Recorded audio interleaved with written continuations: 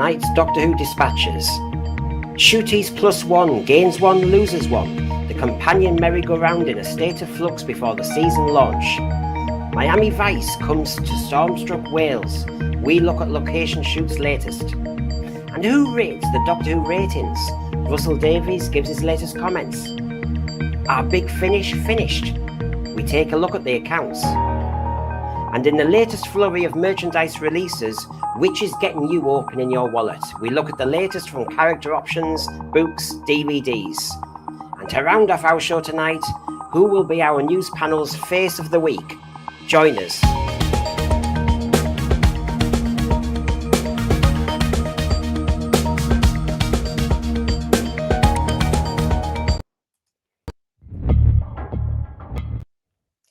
Well, hello. I've always got to get a cock up in early there. Anyway, welcome to Doctor Who Dispatches. Hopefully in future, your lovely Sunday evening diet of gossip, news and merchandise from the world of Doctor Who. In this weekly roundup, we will bring you all the exciting happenings of the past week, ensuring you stay updated and connected, your very own Whovian Weekly. Get your cuppa, or knowing some of you at the news, we're going to tell you something stronger. Put your feet up and let's delve into the Doctor Who news and what my panel think about it. From the latest adventures of the Doctor to groundbreaking announcements, we will leave no stone unturned. Not only will we bring you the gossip surrounding your beloved Doctor Who series, but we'll also keep you informed about some of the latest merchandise hitting the shelves. Okay, so headline one, no surprise. Let's just kind of show you. Let's have a look. So, leaks, photographs and sources from the Daily Mirror seem to indicate that Millie Gibson, 19, playing Ruby Sunday for one whole story so far, might have already exited the show, possibly to return to Coronation Street. There are various rumours that Millie was unpopular, behaved like a diva, or had a fixed contract which has now expired. She was seen on holiday in Costa Rica while the Doctor Who production team are currently filming, giving rise to these latest rumours. The absence of any official announcement or statement from the BBC or Russell Davies himself or the actress has further fueled speculation about the possible basis for her departure, whether mutual, temporary or permanent. Right, over to the panel to discuss. Big stuff here. So hello, Michelle. Hello. Hello, Jeremy. Oh. Hello, Cinnamon. Hi. Hello, Bobby. And Hello. let's say hello to Milo. So, is it just normal contractual stuff, do you think, that Millie Gibson seems to have exited the series? Is there more to read into it? What are your thoughts? I would say it'd be normal contractual agreement ever, except for the silence from the BBC and from RTD. That for first I thought, okay, she's just going to be in for a season, wrap her story up. But to me, that's really striking, especially for how public the BBC has been and RTD has been on social media promoting everything else. So they have remained silent ever she's in or she's out or what's going on. The silence could be that she hasn't left. True. We could all be just all be a fart in the wind also. Bobby, what do you reckon? Yeah. Do you think we're reading into this too much like fans do? Yeah, I mean, she could be about leaving and stuff. Yeah, she could be, but then she's supposed to be in series 2, right? Well, the details are, she's in another Christmas special, and Right. she's just wrapped up filming of about 2 or 3 episodes of season 2. Now, my maths, not brilliant, is she'll be in 2 Christmas specials. She'll have been in all of season 1. And then she's maybe in 3 of season 2. That makes 13. So that's a normal. Right. That's kind of Martha Jones territory. Right. Sounds like a normal. Yeah. So I'm just wondering whether we are all just kind of trying to find some problem that's not there, or right. Yeah, anyway.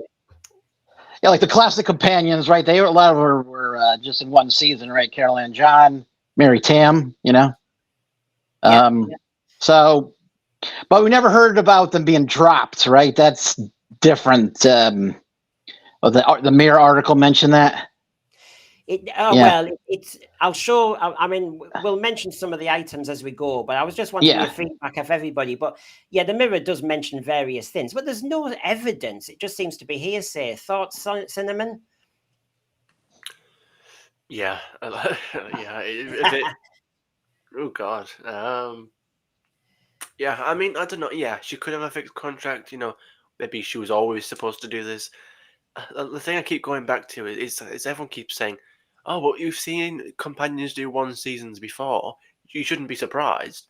Yeah, but the difference is, were they in this much of a were they being gossiped about this much? Were there so many articles about it? And also another thing, how long before, her first episode has just come out and we're already speculating, like seeing clearly the photos that he's with a new companion. Yeah.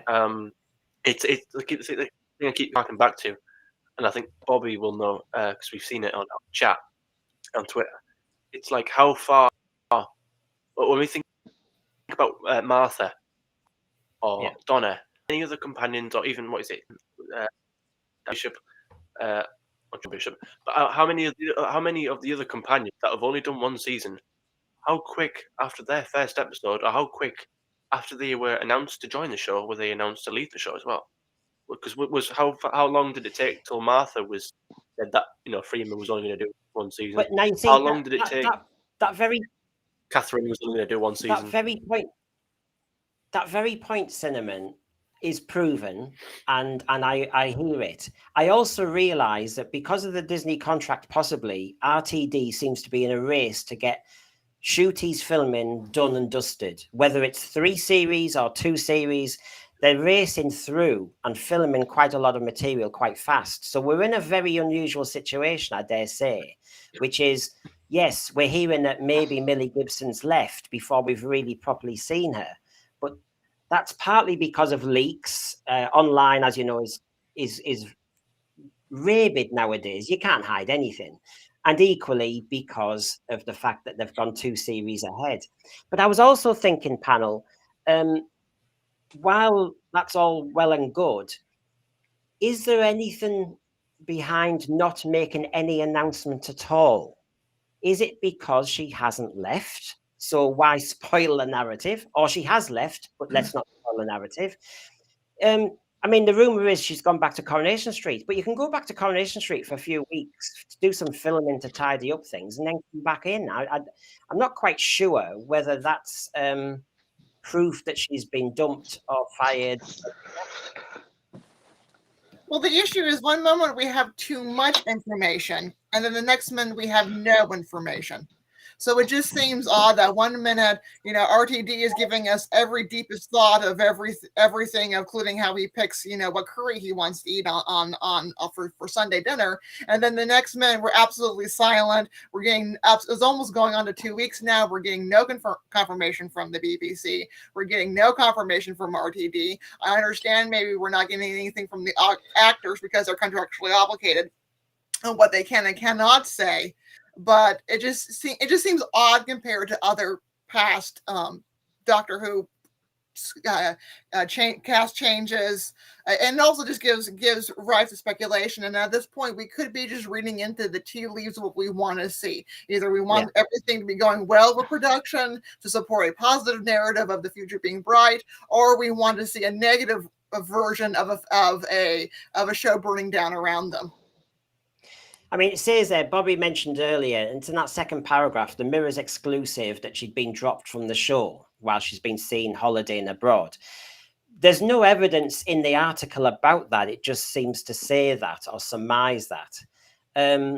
But of course, we have the ironic situation that, we were victims of Russell Davies, hype when she was given the role, after landing the role of Rue, it said she was honoured.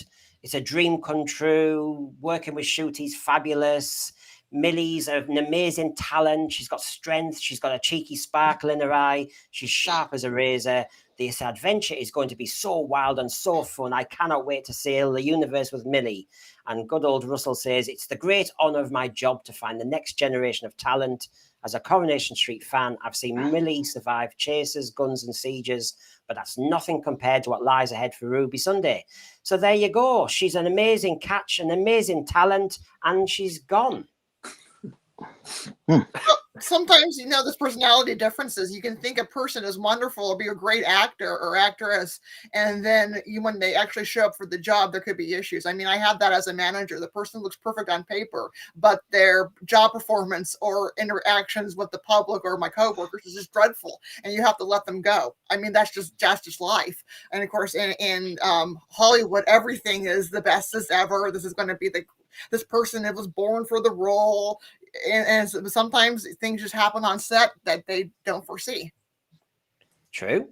Jeremy, you've been sitting there patiently. Your thoughts on all this? Am I just trying to find an item just to kind of fill the show? Well, I'll bring in an expert and I'll ask them what they think. So she's in there. She's like Clara. I think she was exterminated out of the series, and I think there's probably a bit more to it than what's been said. But at the end of the day, who cares really? As long as the stories are good and the scripts are good. Well, while you're saying that, and I'll stick with you, Jeremy, for a moment, you saw the church on Ruby Road, right? We talked about maybe she's left, maybe she hasn't. Did you rate her in that episode? Did you think, oh, this is an interesting character? I'd like to know more. I thought she was okay. The material that she was given was not super fantastic. And it's a shame that obviously she's not staying for the full course. What I'm disappointed about is the fact that we've only seen her for one story, and as soon as she's in, she's out. And really, they should have delayed that information, but probably they couldn't because they were filming with a new companion, and so it wasn't possible. You see, while everybody's thinking of, where they stand on this is where the Mirror article said various things. If you look under comment on the first column, latest reports from the Mirror that broke that Millie Gibson's departure story suggested Russell Davies couldn't wait to see the back of the actress, referred to her as a diva by some staffers on set for her prima donna-like behaviour. In fact, so seemingly determined was Russell Davies for Millie to be far away from Cardiff. He's even hinted at her returning to Coronation Street. And a lot of fans have noticed, I think it was in the start. Oh, God. Yeah, it was in the commentary. And if you see the second column at the bottom there, he went on to suggest that what was missing from her time in the long-running soap should have had that cat and the cobbles and Millie Gibson. And then right at the bottom, he says, when you go back at the end of the sentence. So there was... Fans are reading into the fact that he kind of muttered under his breath, when you go back, as if she was always planned to go back to Coronation Street. Or, as some people are saying, was he actually working with his contacts at Coronation Street to get her out of Doctor Who? It just seems weird because it's when you look back at all the previous companions, and maybe not every single one, but usually a lot of them have always gone on to go do bigger and better things. You look at Karen Gillan; she was a fairly unknown, probably when the time she was cast. Obviously, she'd been in Doctor before in the Fires of Pompeii, but that was her sort of Doctor Who was her big break, I guess. And then you see her now; she's in Jumanji, and now she's Guardians of the Galaxy. Now she's hitting it big, and she's doing great things. Same as Rose, Billie Piper. She started out with a music career, maybe didn't quite go as planned. No, and she did Doctor Who, and that kind of I guess propelled her.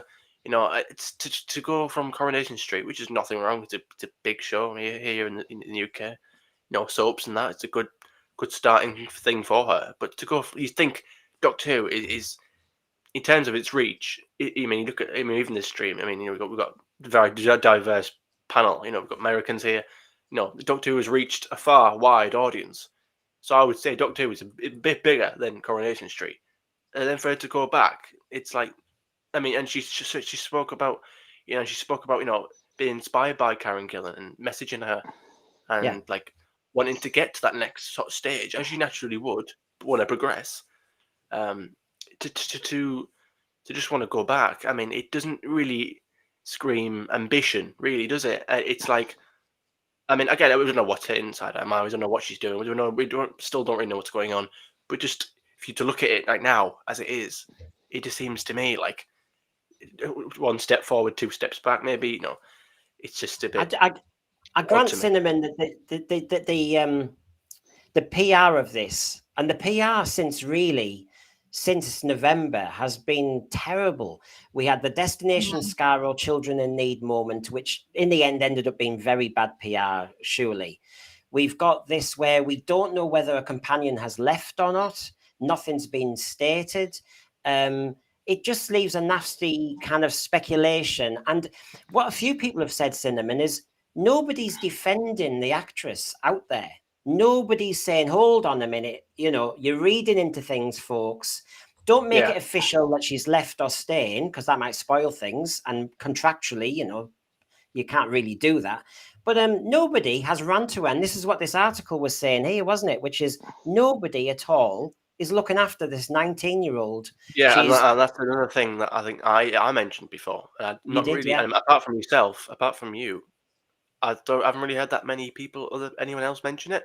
And obviously, I don't want to run. I'm not some sort of white knight that will run to protect anyone, and treat people like a victim. But I do think it's important that she is young. She's 19. She's younger than me. And it's not a patronizing thing, but it's a lot of gossip out there. There's a lot of people. It's a lot saying, to take. She's been sacked. She's been this. It's that. She's a diva. It's like there's a lot of talk around that maybe shouldn't have necessarily need to be. It's like whether this information is leaked, and it probably is leaked because Shooty is now filming with. I can't remember what her name is. Sorry, yes. But the new War companion. We've seen that now, and it's like there's a lot of gossip around her, which again, did there need to be? It's like I think. The criticism that some people are throwing towards maybe Russell and the production team to sort of stay silent on it, and their plan is, let's not address it. It's I don't think that's necessarily helping. It's not making it, the way I look at it, it's not really fair on Millie either, and it's not fair on the new companion because she hasn't had a proper, introduction. It's kind of like this is a new one. It's like it's all of it. It's not great, is it? To have your introduction to the show. We know she's in the show now. We know for a fact, but it's like, it's not really a great introduction to me. It's if I was the new companion, I'd be not slightly underwhelmed, but it's not the best scenario, really, is it? No, and this is where it's messy. I'm trying to get to Peter Harrington said earlier in the thread that we all remember some of the other companions and how they were launched on Blue Peter or various shows, and they were given the big introduction. Millie was introduced on Children in Need, ironically enough, a year or so back. Right, November. But as you've just said, the new actress isn't getting her moment, is she? Not even a tweet. Like, do you remember, like in 2022 when they put out a tweet that Yasmin Finney was going to be on it. That was going to be in the signal. There's not even a tweet about it. They haven't even confirmed it. Right. They're acting like nothing's happened. And she just appears, right? Yeah. Well, we know now. We've seen like there's articles. Everybody under the sun is talking about it. It's like, come on, like you trying to protect. And if this was false information or false news, you would expect RTD to come out and say, "Hey guys, this is false. She's a pleasure. She's wonderful to work with. We enjoy her so much as part of the TARDIS family." Even if you're going to put out some pre-written PR, thing. Even if they didn't even do that, it's just it's fair enough. A lot of people have got a different opinion. A lot of people say she's been sacked. People say, she's a problem on set. Maybe she's just simply being written out. Maybe Maybe she was always supposed to do this many episodes. But it's like there's so many different voices, and this is what I mean. It's like Twitter right now. Everyone's talking. Oh yeah. And it's like there's no one to sort of like calm it down. It's like, again, this is what I mean. There's a lot of gossip on a very young person. And I don't know if anyone's flooding to her Instagram. Cinnamon, as you know, there's a lot of shows out there, we're not the only one, but fans are aware that Georgia Tennant has had it in the neck online. We know for a fact that, and hopefully David, she removed herself from Twitter, and I'm sure her husband's furious, and, and she's getting people around her to support her. But there's nobody, it seems to me, who's actually saying anything. They're allowing gossip that she was a diva. I mean, that's damaging. That's damaging. That is. Billie Piper was accused of being a diva, I think, back in series 2, right? And she had to do the night shoots with the Rise of the Cybermen episode and on Pete's World, and I seen a tweet about it, back a couple years. So Well, also Yeah, slightly and Yeah. even if she did have a problem, because she did have a problem Right. with the night shoot, and that's fine. I'm sure she does. She's young, she's still learning the ropes of it. I can't imagine someone would get sacked just because they find one part of a particular job a little bit difficult. Aren't they It's a supposed very to be? difficult program. And I don't know if I can really believe that. It's interesting gossip. It's fans enjoying it and all the rest of it. But let's be honest. The media world is full of bitchy comments. The media world is full of backstabbing. It's the nature of the industry. So are you telling me that even if she was a bit divish, she's the first diva they've ever come across? Rubbish. Shocker. Nobody's ever been slightly hard to work with on the show before. No one's ever been. Tom Baker. I mean, God, remember that guy from what was it? The Power of Three. He just walked off set and they had to rewrite that last scene or whatever, and that's why it ended abruptly, or whatever that situation was. But also Again, slightly misogyny. Though that she has strong opinions, and I've heard some of the rumor was that she was demanding rewrites. Oh, she's a diva because she's voicing her mind. Well, someone other like the guy who walks off the Power of Three, that's okay. Tom Baker, that's just Tom Baker being Tom Baker. But No, yeah, Tom Baker was a diva. And she has ideas. Oh, you're a diva. Yeah. Well, I mean, is that isn't it? Was it the Leisure Hive? Is a behind the scenes thing? Oh, I've seen that. Yeah. And they pick up this effing dreary prop and he throws it. Or what he did every day to K9, kick the K9 prop. I mean, during Armageddon Factor, yeah, I think it was this scene. Well, Archer Colin here. Given that every time Russell Davies opens his mouth, he seems to attract, shall we say, controversy, it's perhaps no surprise he's staying quiet. But given recent statements regarding, what's that, the DIE? Diversity, equity, and inclusion. Oh, of course. The optics are not great. Yes, he's no shrinking violet as RTD. So it seems quite surprising he hasn't appeared, I suppose. But like I said, I'm going to posit the fact that you can do clever writing, and you might even know that she is going to be back in Coronation Street for a while. And like the cramming shoot he's filming all in now, that maybe they're going, we can do a very clever plot where she's in it, then she leaves for a while, then she comes back for the peak of season 2. And in the moment, and that's why he can't speak. I'm just speculating. It's allowed. But the elephant in the room is there is a new companion, and that is part of our piece as well, isn't it? So basically, if I can just get our launch up here, and we'll have item 2 on what is actually going on. So here we go. In the new development, the Doctor Who casting crew. Oh, sorry. I thought we needed to look at this character. Veetha, which she's called, isn't she? I've got her down. Veetha. Oh God, I will actually say the right thing in a minute. I butcher her name too, probably. Has anyone got it correctly there? Because I've actually lost my place. I had written it down. I didn't want to make it. Verada Seath, right? And so she has been seen on set. She has been seen filming. I've got loads of shots in a minute when we look at our Miami kind of Vice and how they've changed Wales completely. But as we said already, she wasn't announced. She's just appeared. So it's not fair on her. It's not fair on Millie Gibson. It's bad PR. It just it's weird. Yeah. The way to do things. Has anyone seen this new actress in anything? I mean, I'm going to take you through some material in a minute. But has anyone actually seen her in action? I watched Andor. I have to finish Andor. I didn't really get that far into it, but not really. No. She's. I mean, she has been on various things that I've actually heard of.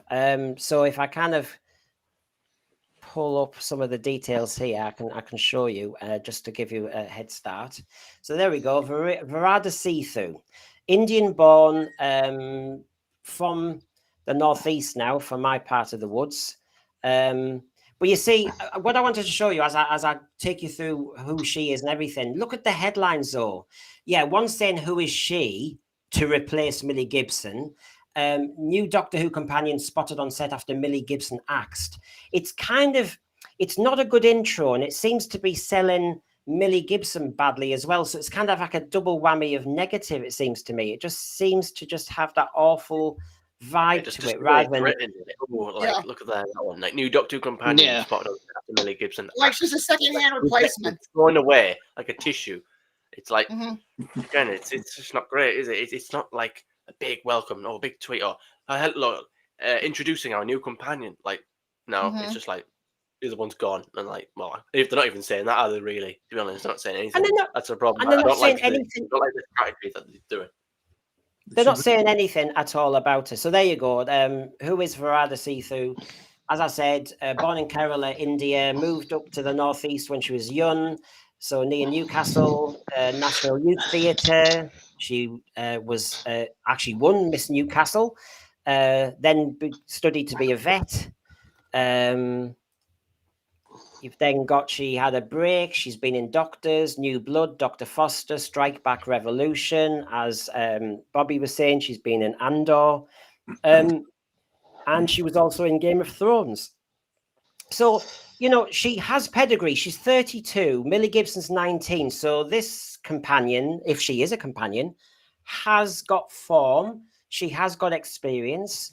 Now, just in this whole flux of companion possibly going, companion coming in, does this excite anyone? Is this where you want us with Doctor Who at the moment?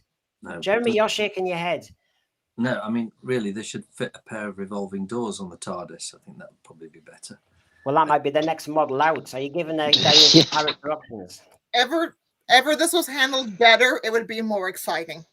Because I am fascinated, I am excited seeing the location shoots, and I love the period pieces. She looks gorgeous in that dress. That looks just amazing. But the Marilyn way Monroe-ish, yeah. It's obviously a 1950s episode. Yeah, I mean, again, I can see cosplayers and people also in the fashion and our vintage clothing trying to replicate that look. She just looks gorgeous, but the way that this is handled is so unfair to her and so unfair to Millie, because she is the new companion. She deserves her moment in the sunlight. She deserves her big reveal moment, the cover on Doctor Who magazine. It's just unfair.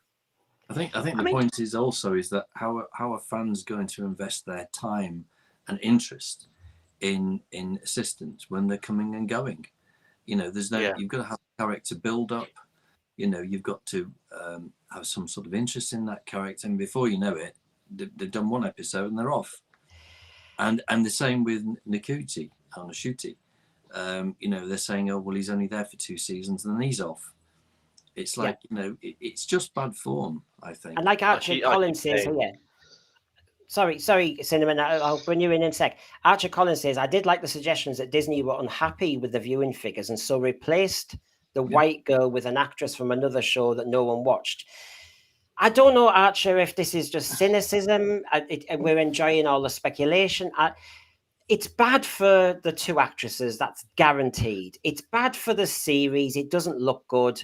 I don't think it looks as though you're looking after your staff either. I mean, I think it's bad reputationally. And all this gossip, Archer Collin, about, she was on Disney, so they've moved somebody from Disney. This is Disney having its influence. Well, possibly. She's an actress of renown already. But, the speculation serves her badly. I'd be absolutely furious if I was her and her agent. What were you going to say, Cinnamon? Just to follow on from what Jeremy was saying, I guess it's like it's too much change. It's like it's like it feels like only 5 minutes ago we were still with the 13th Doctor, and it's like then we had the whole 60s with the return back, and it's like it's how can people get invested in a character that they know is going to be gone soon because they know they can't get an emotional attachment to it? Because maybe this is my own perception of it, and I understand this is on me, but I kind of expected it to be somewhat similar with Ncuti and Millie. I thought we were going to get something similar to 11 and Amy. I think Amy and Rory was there too, but like 11 and Amy, they were together for 2.5 seasons from series 5 to halfway. Well, 5 episodes into series 7. That was a good while. That was a good long companion duo, and it didn't even have to be like that long. 2 seasons at the minimum. I think I wasn't expecting this at all, and I know that's Doctor Who for you. You know, it'll be quiet for like a while, and then all of a sudden something massive will just drop on you. But it's again the optic, and I hate that word optics, but it's not great, is it? It's all almost- just it's just all sort of unnecessary, unneeded, It a bit of a only, waste of time. it only really sort of matters to, I would say, older fans. But if you're a 7-year-old or an 8-year-old or whatever who's watching the show, it's not a big deal. I mean, like when Caroline John left in 1970, and then they said a new assistant will take over for next year. Yeah. And it's like, okay, so right, fine. You know, I believe she was going to stay, wasn't she? But I think she fell pregnant, wasn't I think? So I think that's kind of why she didn't come back. was she? I think that's why they kind of loosely explain. Oh, I think in what is it, Terror of the Autons? They kind of explain why she wasn't there. Oh, she's gone off back to university. But it's like you can understand that because she probably wasn't available to film. But it's but this like now that Mary Tamm's left, yeah. But in a situation like that, obviously they waited until towards the end of the season and then said the Doctor will be back next year with a new assistant, blah blah blah. Here we've got a situation where we have one story with the new companion in, and the very next few weeks after the episode is aired, Millie Gibson's out. So right away, when the series comes back with Millie Gibson, you're not going to invest time and interest. Exactly. When we watch it's just she's on borrowed time, right? Yeah. When we watch it, every time she's going to be on scene, you're just going to think, "Oh, well, you're going to be gone soon." Like I can't. Like I don't mind Millie and Ruby. I quite like the character. I thought she's fine. But it's like when we watch series 1, all I'm going to think about is, well, you're not going to be around for a long time. When you know what I mean? Right. Like it's kind of like it's like that hanging over. It's not fair on her. It's not fair on the new companion because every time I watch it, it's kind of like, well, it's like a little cloud hanging over your head. You're going to be gone it was soon. the same. I mean, they've just set up this. Most of Church on Ruby Road wasn't really Doctor Who to me. It was backstory for her foundling context and her family. And for us to know now she's possibly leaving, it's kind of undermines all of that so quickly. We all remember Chris Eccleston. It being announced that Chris Eccleston was leaving Doctor Who. What was it, 48 hours after his first episode or something like that? And that undermined him. And he was furious, wasn't he? He was furious about that because Chris Eccleston's renowned for putting intensity into his roles. And he'd give as good as he got in those 13 episodes. And then it's undermined straight away. Jeremy? But just to say this, if you're an actor and you're taking on a role like Doctor Who, you know full well that it's a 3-year job at least. And that's how it should be. And there are other actors who've played it for 4 years or 5 years, and Tom played it for 7 years. It's not just a one year thing. I'll do 6 episodes and I'm off. I think it's unfair for the fans. It's unfair for the show in its sense. You can't just waltz in and waltz out and use it as a springboard. I mean, unless they are now, though, aren't they? Unless there's serious problems between the producer and the actor doesn't get on. But really, the BBC should be hiring actors who want to play the parts, are invested in the part, want to play it for at least 3 years. They know it's for 3 years, and it's their time and commitment for that particular role. You see, it might be the case. I think Doctor Who in your CV was always a good thing, even when it was maybe not struggling. The fact, because just the general brand that it is, just say, "Oh, I've been in Doctor Who." It was a good thing to have when you think. So I definitely wouldn't want to see people. You see, if I was a youngster now, if I was a young actor now, and I had an agent, and I managed to get on, or I was close to being on Doctor Who, I'd be saying, "Well, look, they all end up in Marvel, they all end up in Hollywood. I want to go at this." But as Jeremy's saying, it's treating Doctor Who like a commodity now. It's just a launching pad. It's not an end destination. That's right. It's a springboard for other actors. Yeah. And that's what this is the danger. This is the danger of filming so far ahead, because again, they are going to go off and do other roles quickly after their show ends, because their actors is the bread and butter they got to eat. So this is the danger of having the show filmed so far ahead, and to the point of how long the actors usually stay. From my understanding, usually there is a different contract between the actor who plays the Doctor and then the actors who play the companions. usually it is implied to the actor who plays the Doctor that they will do it for multiple seasons. The companions are a season by season contract, and that's very typical in Hollywood, anyways. But when these actors are signed up, they should say, look, this is for a 3-year contract, and you stay with the 3 years at least. But they don't seem to do that. It's on a year-on-year contract. It's ridiculous. But that's also Hollywood. We don't know whoever they're going to click on screen if they like each other. That's just typical Hollywood.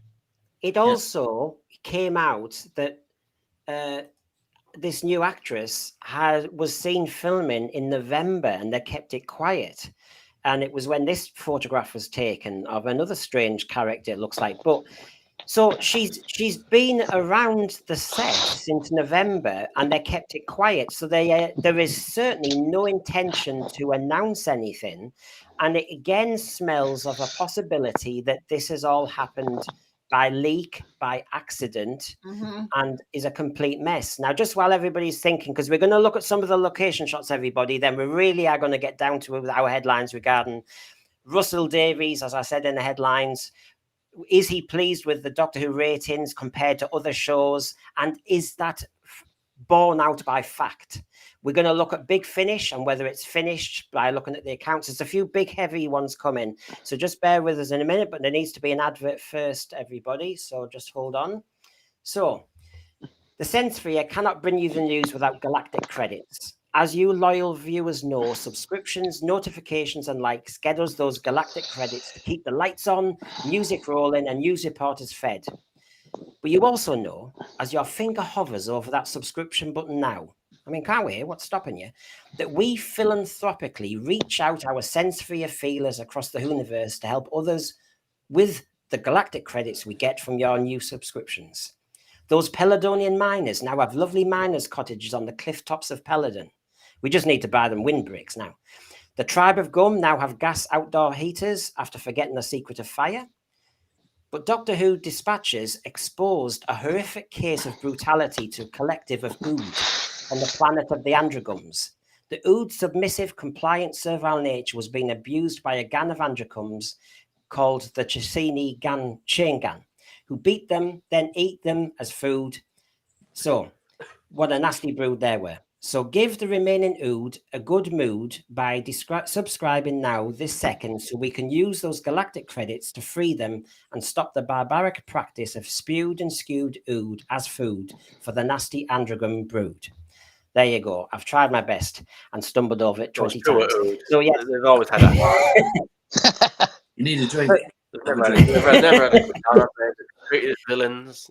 They've taken control of against their own will. You know, killed. Even the Doctor he says he didn't have time to go back, but it's a time machine.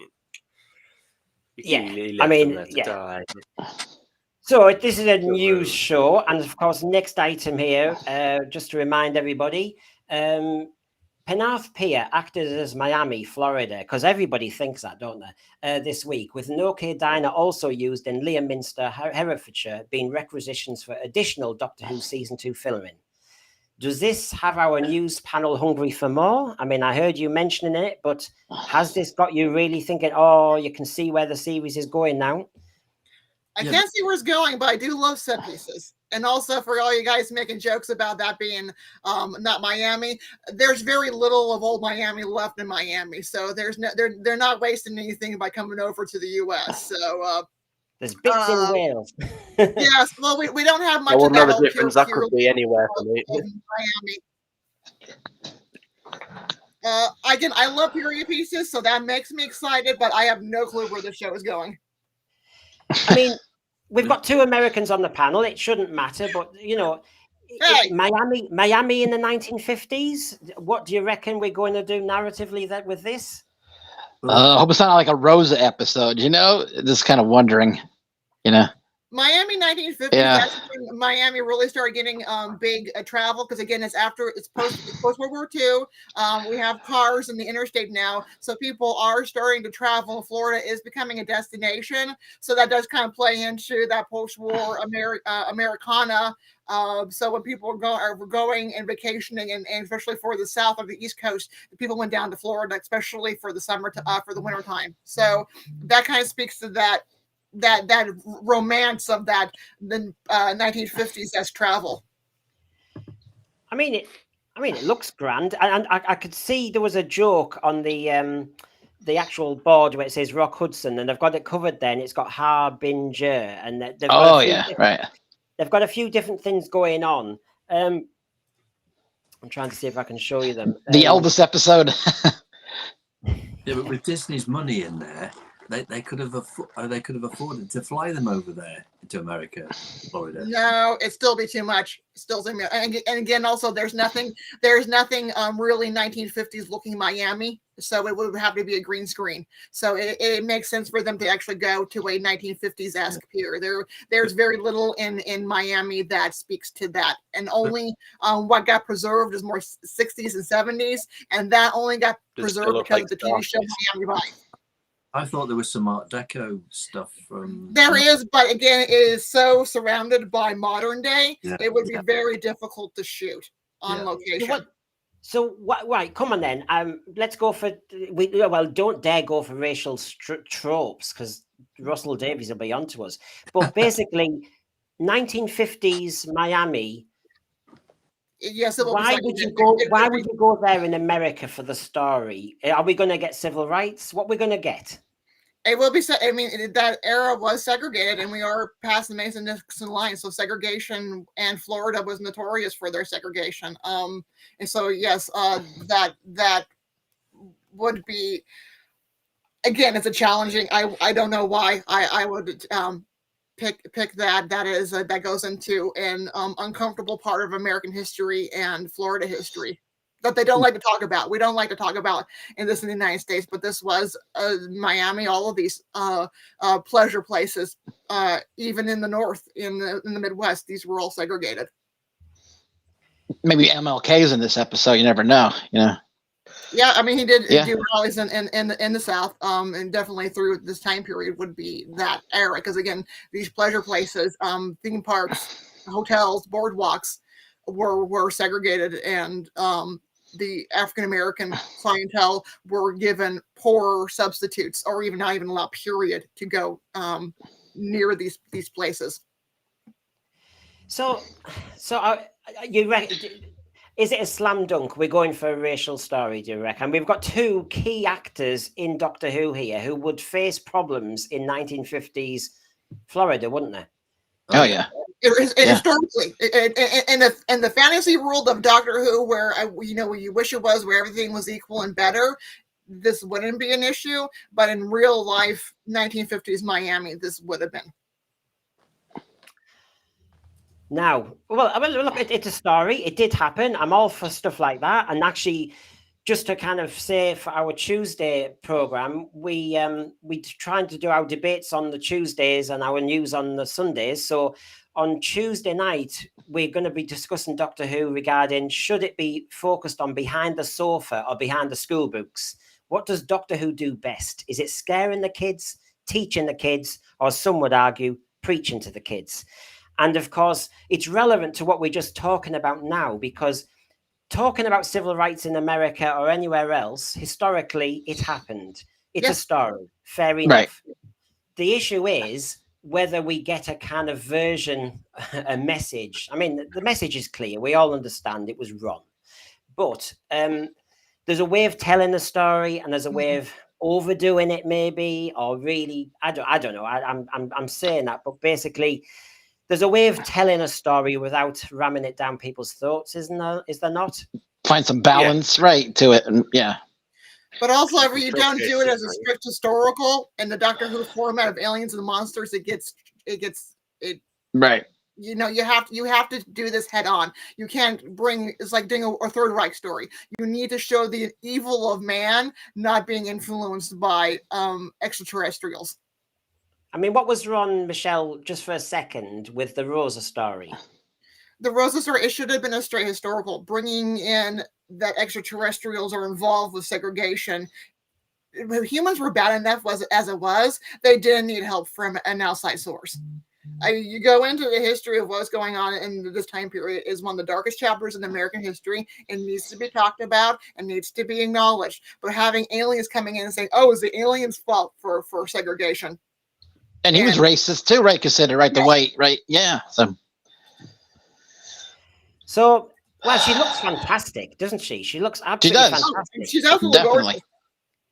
What's interesting, and I'll show you now, is, and I'll just make it larger so the panel can see, and then we can discuss possibly what's going on, and then we'll jump to our next item. But if I just show you, there's a lot of rubble on the floor, if you can see from that photograph, for example. And this is where they did the OK Diner. So it seems to be they're doing the same period. So we're still in 1950s, and I've put on the right there was a casting call.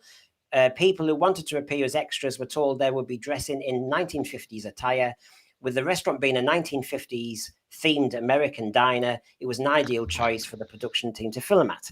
So basically, we're definitely, going down on the 1950s here. So, as usual, people are flocking to go and see what it's all about.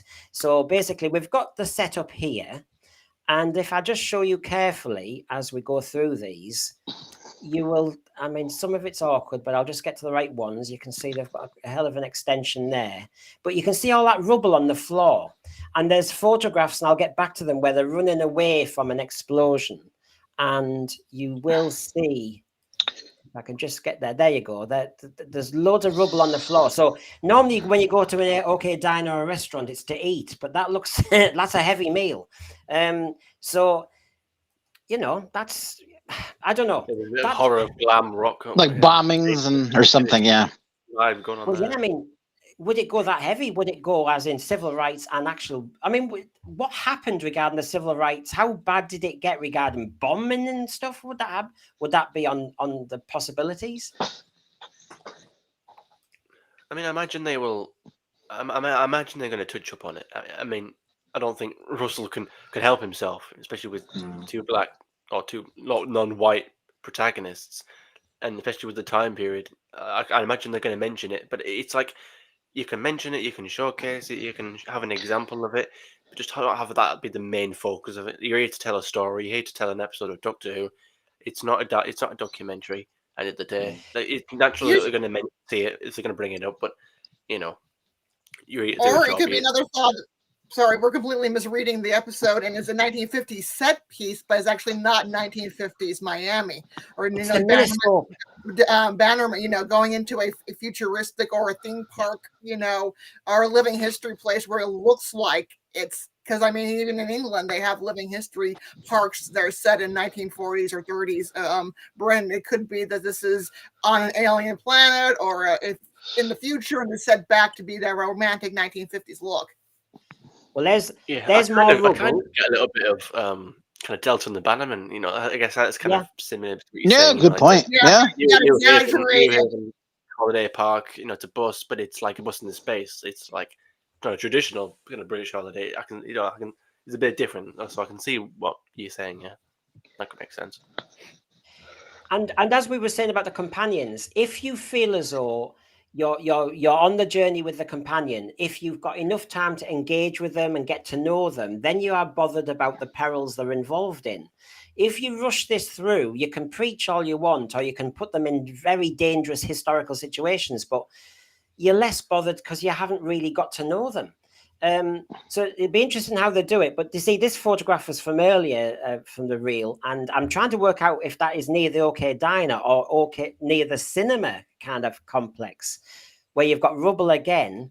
You see, look, I'll just enlarge it there. You can see they're rushing out. I took that middle shot. They were running out of that area. Now, whether the OK Diner is actually next to this, they're pretending. And so it's all part of one thing, that there's been a massive explosion. But you can see on the right-hand side where you can see the TARDIS, there's loads of rubble on the floor again. So, yeah, as Peter Harrington says, it looks like it's a blast. It certainly does. Is nobody thinking the obvious? I say it's the obvious now, but are we going to have a musical? Possibly. I don't know. Possibly, yeah. The 50s is known for pop music and the birth of rock and roll. So, it would be, if we're going to go a musical route, that would make a good segue. Elvis, Buddy, Chuck. Yeah. 50s, though. I like the cars. You can do historical stories that are not always set hundreds of years ago. Like you can Mhm. do more recent history. I like that. It's like Yeah. it would have like it's not often you see a lot of recent stuff. I mean, we've got World War II, but apart from that, like why can't you just go back to the like America in the 50s when you've got sort of the swinging 60s? You know, there's a lot of culture there. There's a lot of that kind of community that was kind of spawned because of like the togetherness, I guess, of after the war. There was a sort of like camaraderie, I guess. There's a Mhm. lot of look at those cars. Like I don't know if anyone's played the game LA Noire, but that's a fantastic game that is set, I think, in the 40s or the 50s, or maybe even 30s. But it's that time period. Those cars, the clothes they wore, the music. It's a great. I like that kind of thing. I'm a big history guy, so I kind of like, it doesn't always have to be some big bad thing that happened. You can Yeah. just have it It's just set. fun, A bit like yeah. the Idiot Santa. The Idiot Santa was just, Yeah. it's Oh set yeah, in the that's 50s. Yeah. Yeah. That was set in the 50s. That was just for the king's coronation. So I guess it was an historical event. But it didn't have to be a bad historical event. You could just have him. Let's just go to the 50s. Let's just go to the 70s. Let's just go to the, this time period. So I don't mind the setting. I quite like the setting, if anything. During the location shot, we noticed this prop. So we've got an explosion or some blast. We've got this strange device parked outside the TARDIS doors. And then we then had this photograph. Does that please everybody? Is No. that man Mrs. just Flood? the Mrs. Flood. Yeah, she's back. Huh? Mrs. Yeah. Mrs. Flood with Yaz. Yeah. Oh it- yeah. it- Oh yeah. Yeah. Yasmin. Oh yeah. Amanda So- Gill. Yeah. That would be good. Ah! No. No. So yeah, they were photographed together. That could be fluke, but you've got Mrs. Flood with Yaz, and yes, it's triggering me. I must admit. We don't want Yaz back. Enough of the other era. No. Yeah, exactly. Okay then.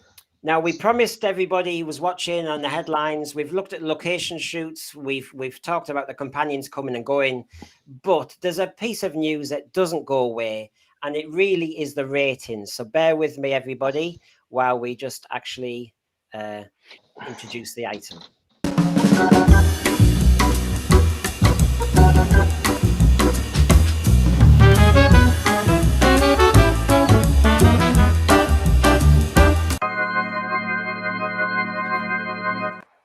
Well, scary music at the end for the ratings, because sometimes the ratings are, according to some fans, scary.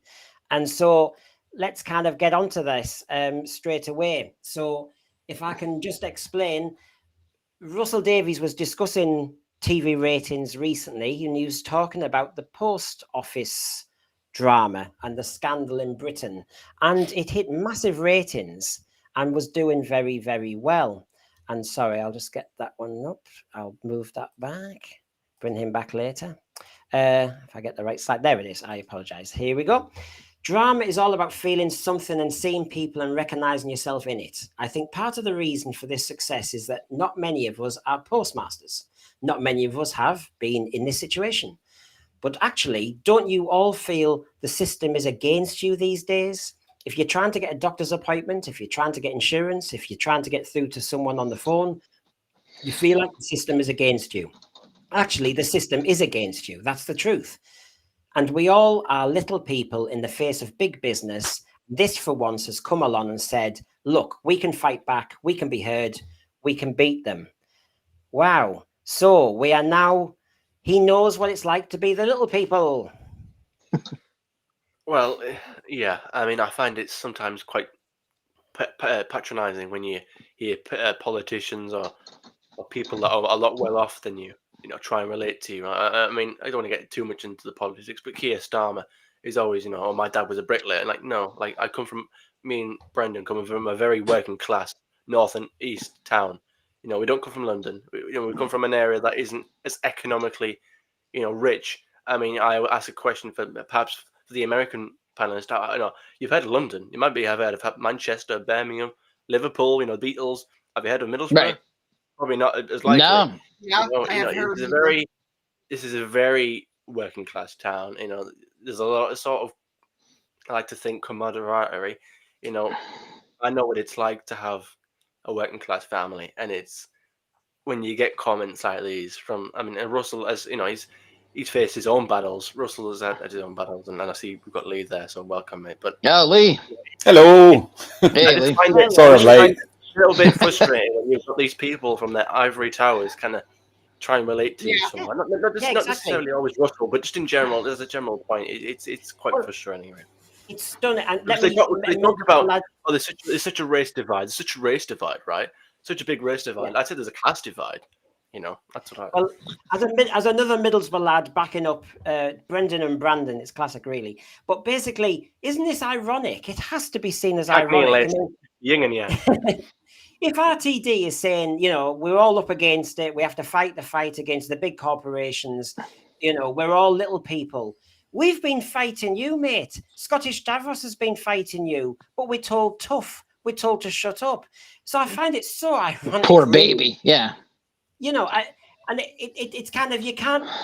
I just wonder if RTD, and I did like him in his earlier era, and I've liked some of his other work. I just wonder if, you know, you go native in the end, don't you? He's actually one of the big boys now. He can't pretend he's an outsider. Yeah. Well, it's one of the reasons I decided to get out of academia is people live in their little golden towers, they live in their little, you know, and then they occasionally will come down to be with the little people, and they go to Walmart and they think they understand what it's like to be a regular person. And I joke, I came out of a university with my soul still attached.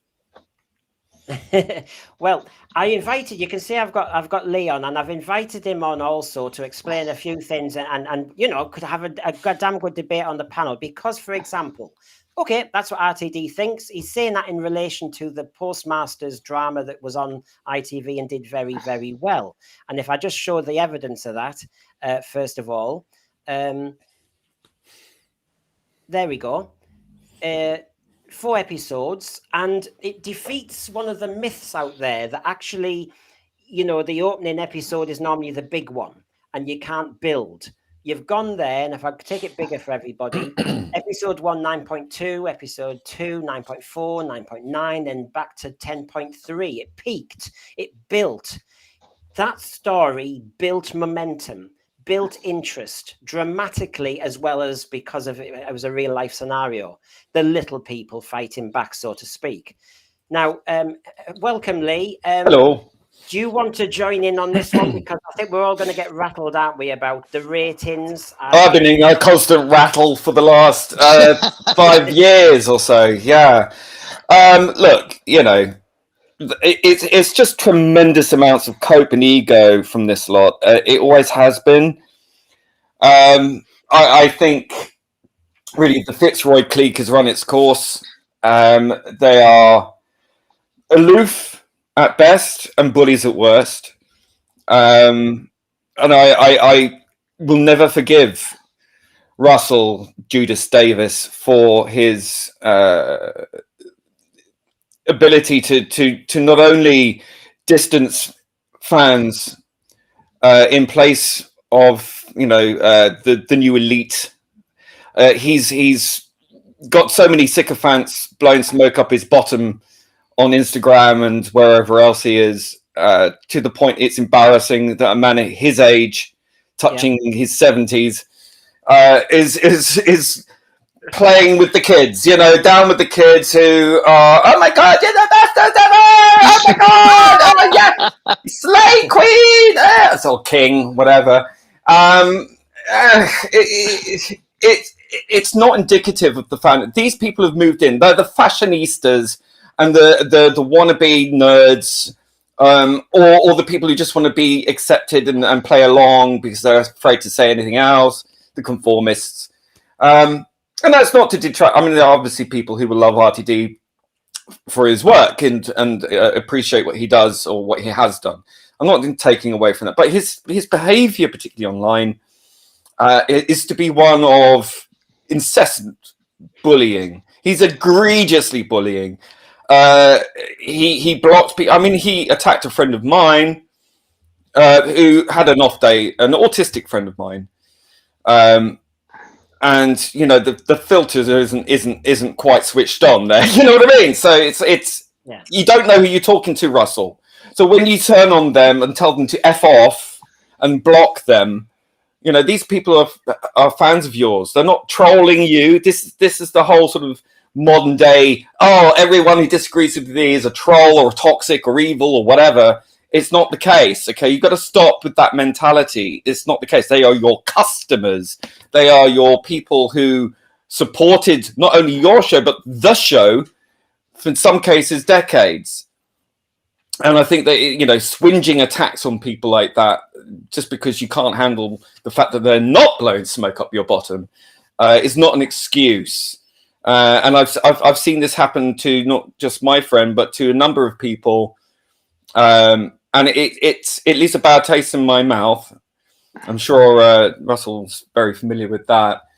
But I would say, I can say that because I'm a raging queen. But I would say that you can't keep pushing people away and then complaining when they don't come back and then start coping. I remember when that first episode came out and he was begging people to please do tune in, you know, tune in. Yeah. It was cringe worthy. And it's like, well, you know, maybe if you stop telling your audience to F off, they might. And maybe if you know, were at your top game rather than putting all your politics in because that's what your production team want you to do, which is clearly what is happening because of what happened with Davros. You're being led round by your nose to appease these people that you've hired who are clearly not up to scratch. Now, Lee, can I ask you, well, you and the panel list, now, I just want to put this quotation up. So, Alien Airplanes, hi, thank you for joining us.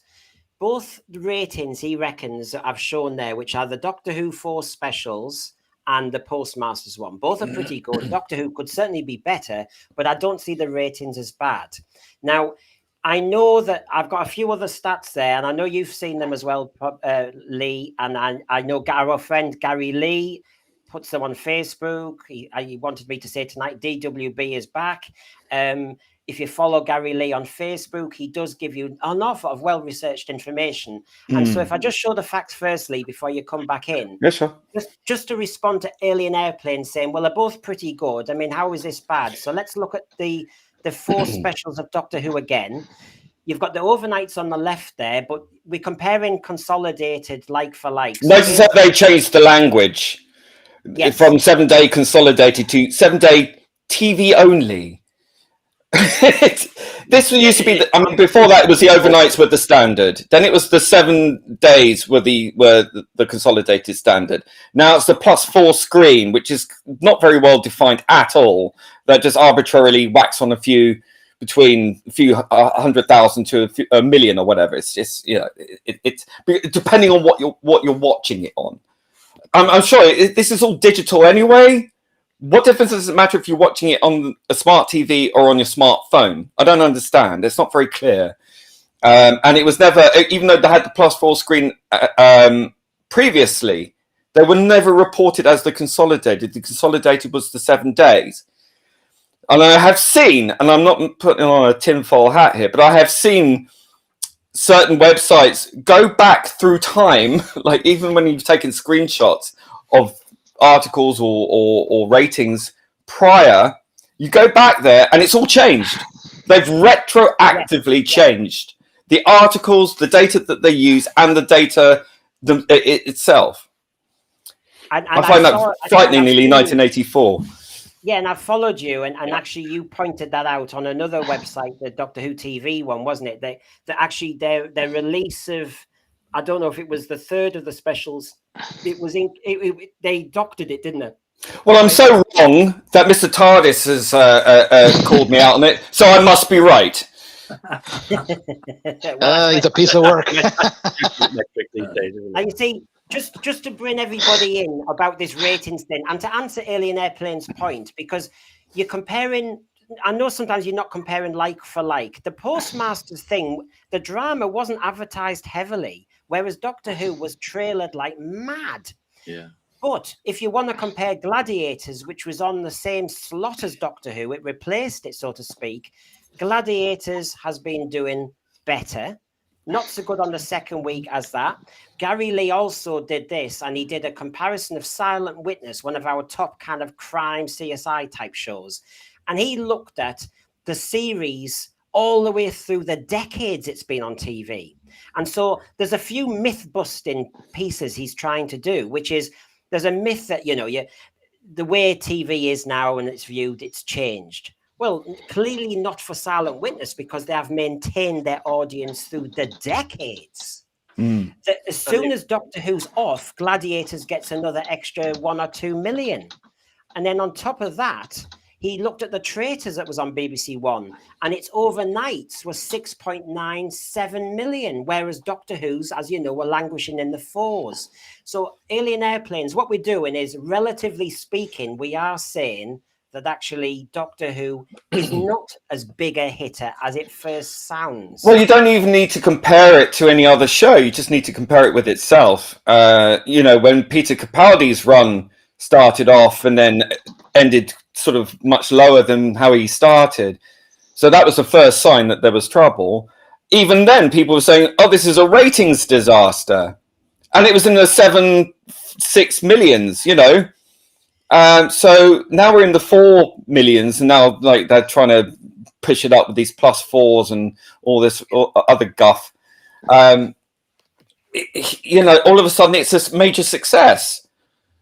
It's so weird to me. It's this roundabout way of thinking and coping and trying to convince you. It's the attempts to try and convince you that tell you, it screams at you, this is not a success if you keep talking about it. If you keep going, oh, it's amazing, it's a success. Those who have a success don't need to trumpet it every 5 minutes. It's not. And the fact is, it's doing better than maybe Jodie Whittaker's last run, which went down to 2 million on the night. So I think, first of all, you need to look at it in terms of, this was on the heels of a 60th anniversary special. RTD was back. Tennant was back. Catherine Tate back. That should have buffed it up to about 10 million, with nostalgia and all that rest of that bait. And then with the new Doctor on a Christmas day, failed. It failed. It did fail. 4.5? What is it there? 4.73. Okay. 4.73. Bums on seats. That's not even bums on seats. So that's the overnight. So who actually turned in to watch it at the time it was broadcast? Probably less than that. So that shows an interest. It gauges an interest in the show that people want to watch it immediately. Okay, that's showing you the audience's anticipation and readiness to watch it. The fans, the general audience, sitting down with their tea to watch it. That's right. And it's not there. If you think, oh, I'll just watch it later. Yeah, I'll watch it later. I mean, don't forget, an iPlayer view is a minute or more. A minute or less. No, a minute less doesn't count. It's a minute or more that counts as a view. Bearing in mind also, and I'd just like to point this out, when you speak to your American friends or people abroad who know that if you go onto the iPlayer will ask you, do you have a TV license? And I'll just click yes. And no more questions asked. You just get to watch it. Yeah. So how many people abroad watch? I'd love to know the details of the demographics of where people are, because you've got that data. It's electronic, unless people have got VPNs or whatever. But VPNs, yeah. I mean, surely there's going to be people outside of the UK who can watch the iPlayer without paying a TV license, I may add, BBC, who are adding to those figures as well. And we know it happens. I know people personally who've done that. So again, I mean, I don't know how widespread that is, but I'd be curious to know. But again, it's not a success by any stretch of the imagination at all. And on the wider one, and then maybe using our American friends here, with the Disney connection, are we obsessing about ratings terrestrially speaking, when actually, do the BBC and Disney actually care anymore when it's a streaming platform? Are we looking at the wrong figures? Are we looking at the wrong things? You mean like an evergreen, sort of a perennial kind of ratings where it's there and people will continuously watch it and rewatch it and rewatch. I don't think they are. I think if you look at the figures that we did see released from Disney, which is in and of itself Right. rare, you know, it didn't even. I think it rated in the first week or something. It was like 9. Was it 6th or something? I can't remember. 5 or something. I think. Yeah. Yeah, and then next week gone. And I don't think there's any thirst or appetite for it. I think maybe a lot of that stems down to not only the Jodie Whittaker run, and maybe even Peter Capaldi, but I think the Rosa Parks one really divided people in America. I think that really upset a lot of Americans. Well, that's a sensitive part in our history, and we're still coming to terms with that. And so, again, that is a part of our history that we ask to, if you're going to mess with it, please do it respectfully. Please bring in historians to be advisors, people who survived that period, and do it right. I'm not activists, okay? I mean, even the alien guy from the future was, yeah. Oh, don't forget, it was a white woman space alien that made Rosa Parks sit at the front of the bus. Okay, it's disgusting the legacy of Rosa Parks, who was a brave woman. She was an activist in her own right. She was in NAACP, and she was protesting the prior arrest of a young girl, a teenage girl who had been arrested a week before. Or prior to the prior, and so that was a deliberate act of protest that Rosa Parks did to get the point across about how wrong it was for the segregation on the buses, and missing from the actual story that we were presented with in Rosa. I don't remember any of that nuanced backstory. Do you? And it is a nuanced backstory that we're now just discussing about, because before that, the nuance was not there. We are now becoming more and looking into the history that these were deliberately planned protests, rightfully so, fighting against a corrupt system. That Rosa Parks was not the only person to be arrested for sitting in the whites only section of a bus. Well, there's a whole TARDIS crew there. That's why. I mean, there were loads of them. But exactly, timescale. She was a noble American. God bless that woman. Well, what does the panel think? I've mentioned Disney and streaming. I've shown you the different slots and everything. I mean, it's a kind of, if I was being kind, it's a kind of plateauing. But as Lee said, Christmas Day, you normally have a captive audience, and you should really have a booster, a turbocharge. And don't forget, when they presented these figures, there was a massive discrepancy of 900,000 views between the what was reported in the Radio Times and what was reported in the final consolidated and the +4 screen. There was like a 900,000 discrepancy. That's a big discrepancy. Yeah. But the other thing, Lee, was there were they want it all every way. With Doctor Who, they say wait for the consolidated, wait. Whereas with the Postmaster one, they were making a big deal, and with Gladiators, they were making a big deal of the overnights. Mm-hmm. You know, I mean, they changed the story depending on what the figures are. Oh yeah. Ratings don't matter when they're low, but when they're big, oh my god, the best ratings ever. It will make up your mind. Do they matter or don't they? We all know they matter, and we all know the overnights are the ones that really matter to them. Now, doesn't matter what anyone says. So we can go out in lots of different directions, people. Please, let's go down the panel, because Archibald Lizard is saying, I thought the Christmas Story was silly and shooty, wasn't very doctory. There's so many issues about ratings and where we go here, because as Lee was saying about the last Jodie Whittaker episodes, excluding the Power of the Doctor one, she got down to 2 million. It was bad. It was crumbs. And with everything thrown at the series, we get a rise of 3 million. But this is it. I mean, it's normally, unlike that Postmasters drama, it's probably downhill from now, probably. And with negative publicity, we've just talked about the companions and stuff. I'm not feeling that the country is buzzing about Doctor Who. The country's buzzing about the Postmaster series, but they're not talking about this. And that's the key. They're not talking. They're not talking about it. It's not in the. It may trend occasionally on Twitter, but it's beyond that. It's not in the discourse. It's not in the public discourse. No. You got all the shill websites talking about it. That's it. The Twitter hive, yeah. Yeah, really. All the feedback that I've seen when it's on some of these websites has been very negative.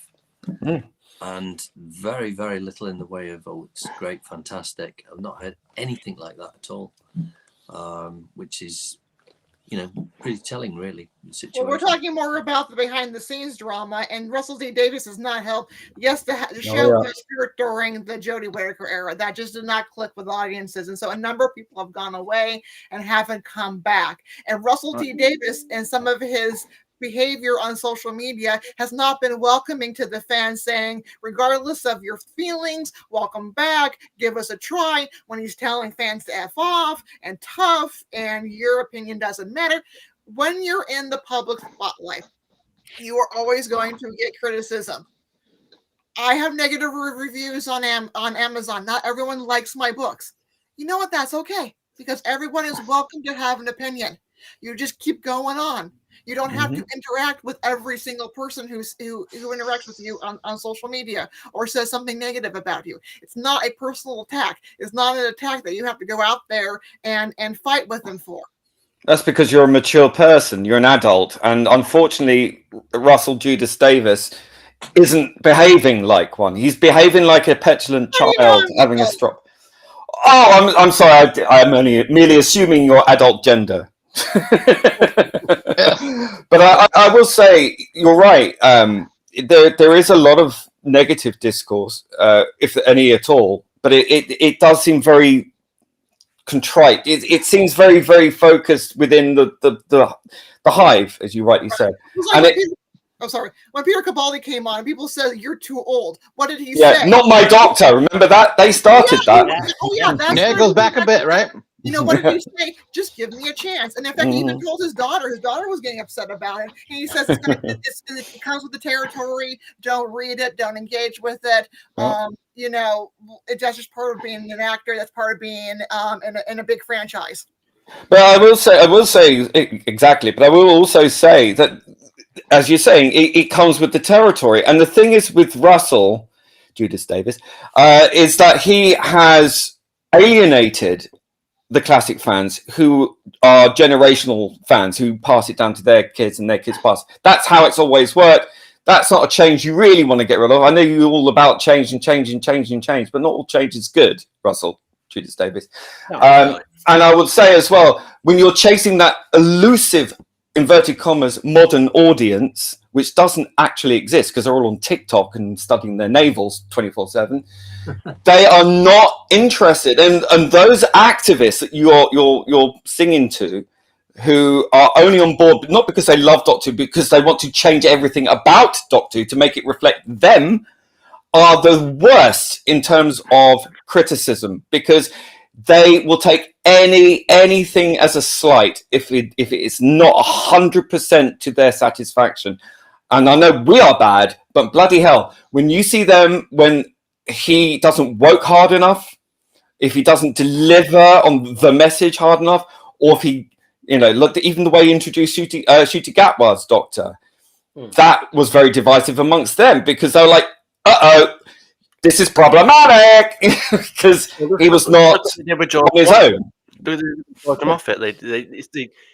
She's very on their side, and the second that she's not completely with it, it doesn't matter. They throw her under the bus. Yeah, Georgia Tennant is a prime example.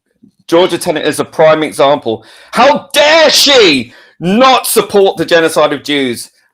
It's so topsy-turvy and completely around the wrong way. And thank God for The Hague saying, actually, no, there is no genocide. But will she be offered an apology? I doubt it.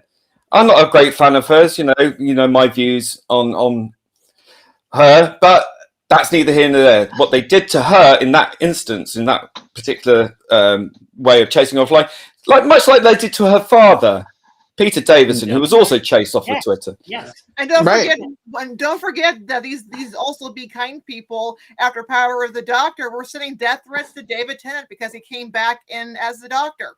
I had death threats the minute I criticised Jodie Whittaker. I got chased out of a Facebook fan group. I was told to die of the C word. And that started the ball rolling, and guys who know Noel on the TARDIS zone.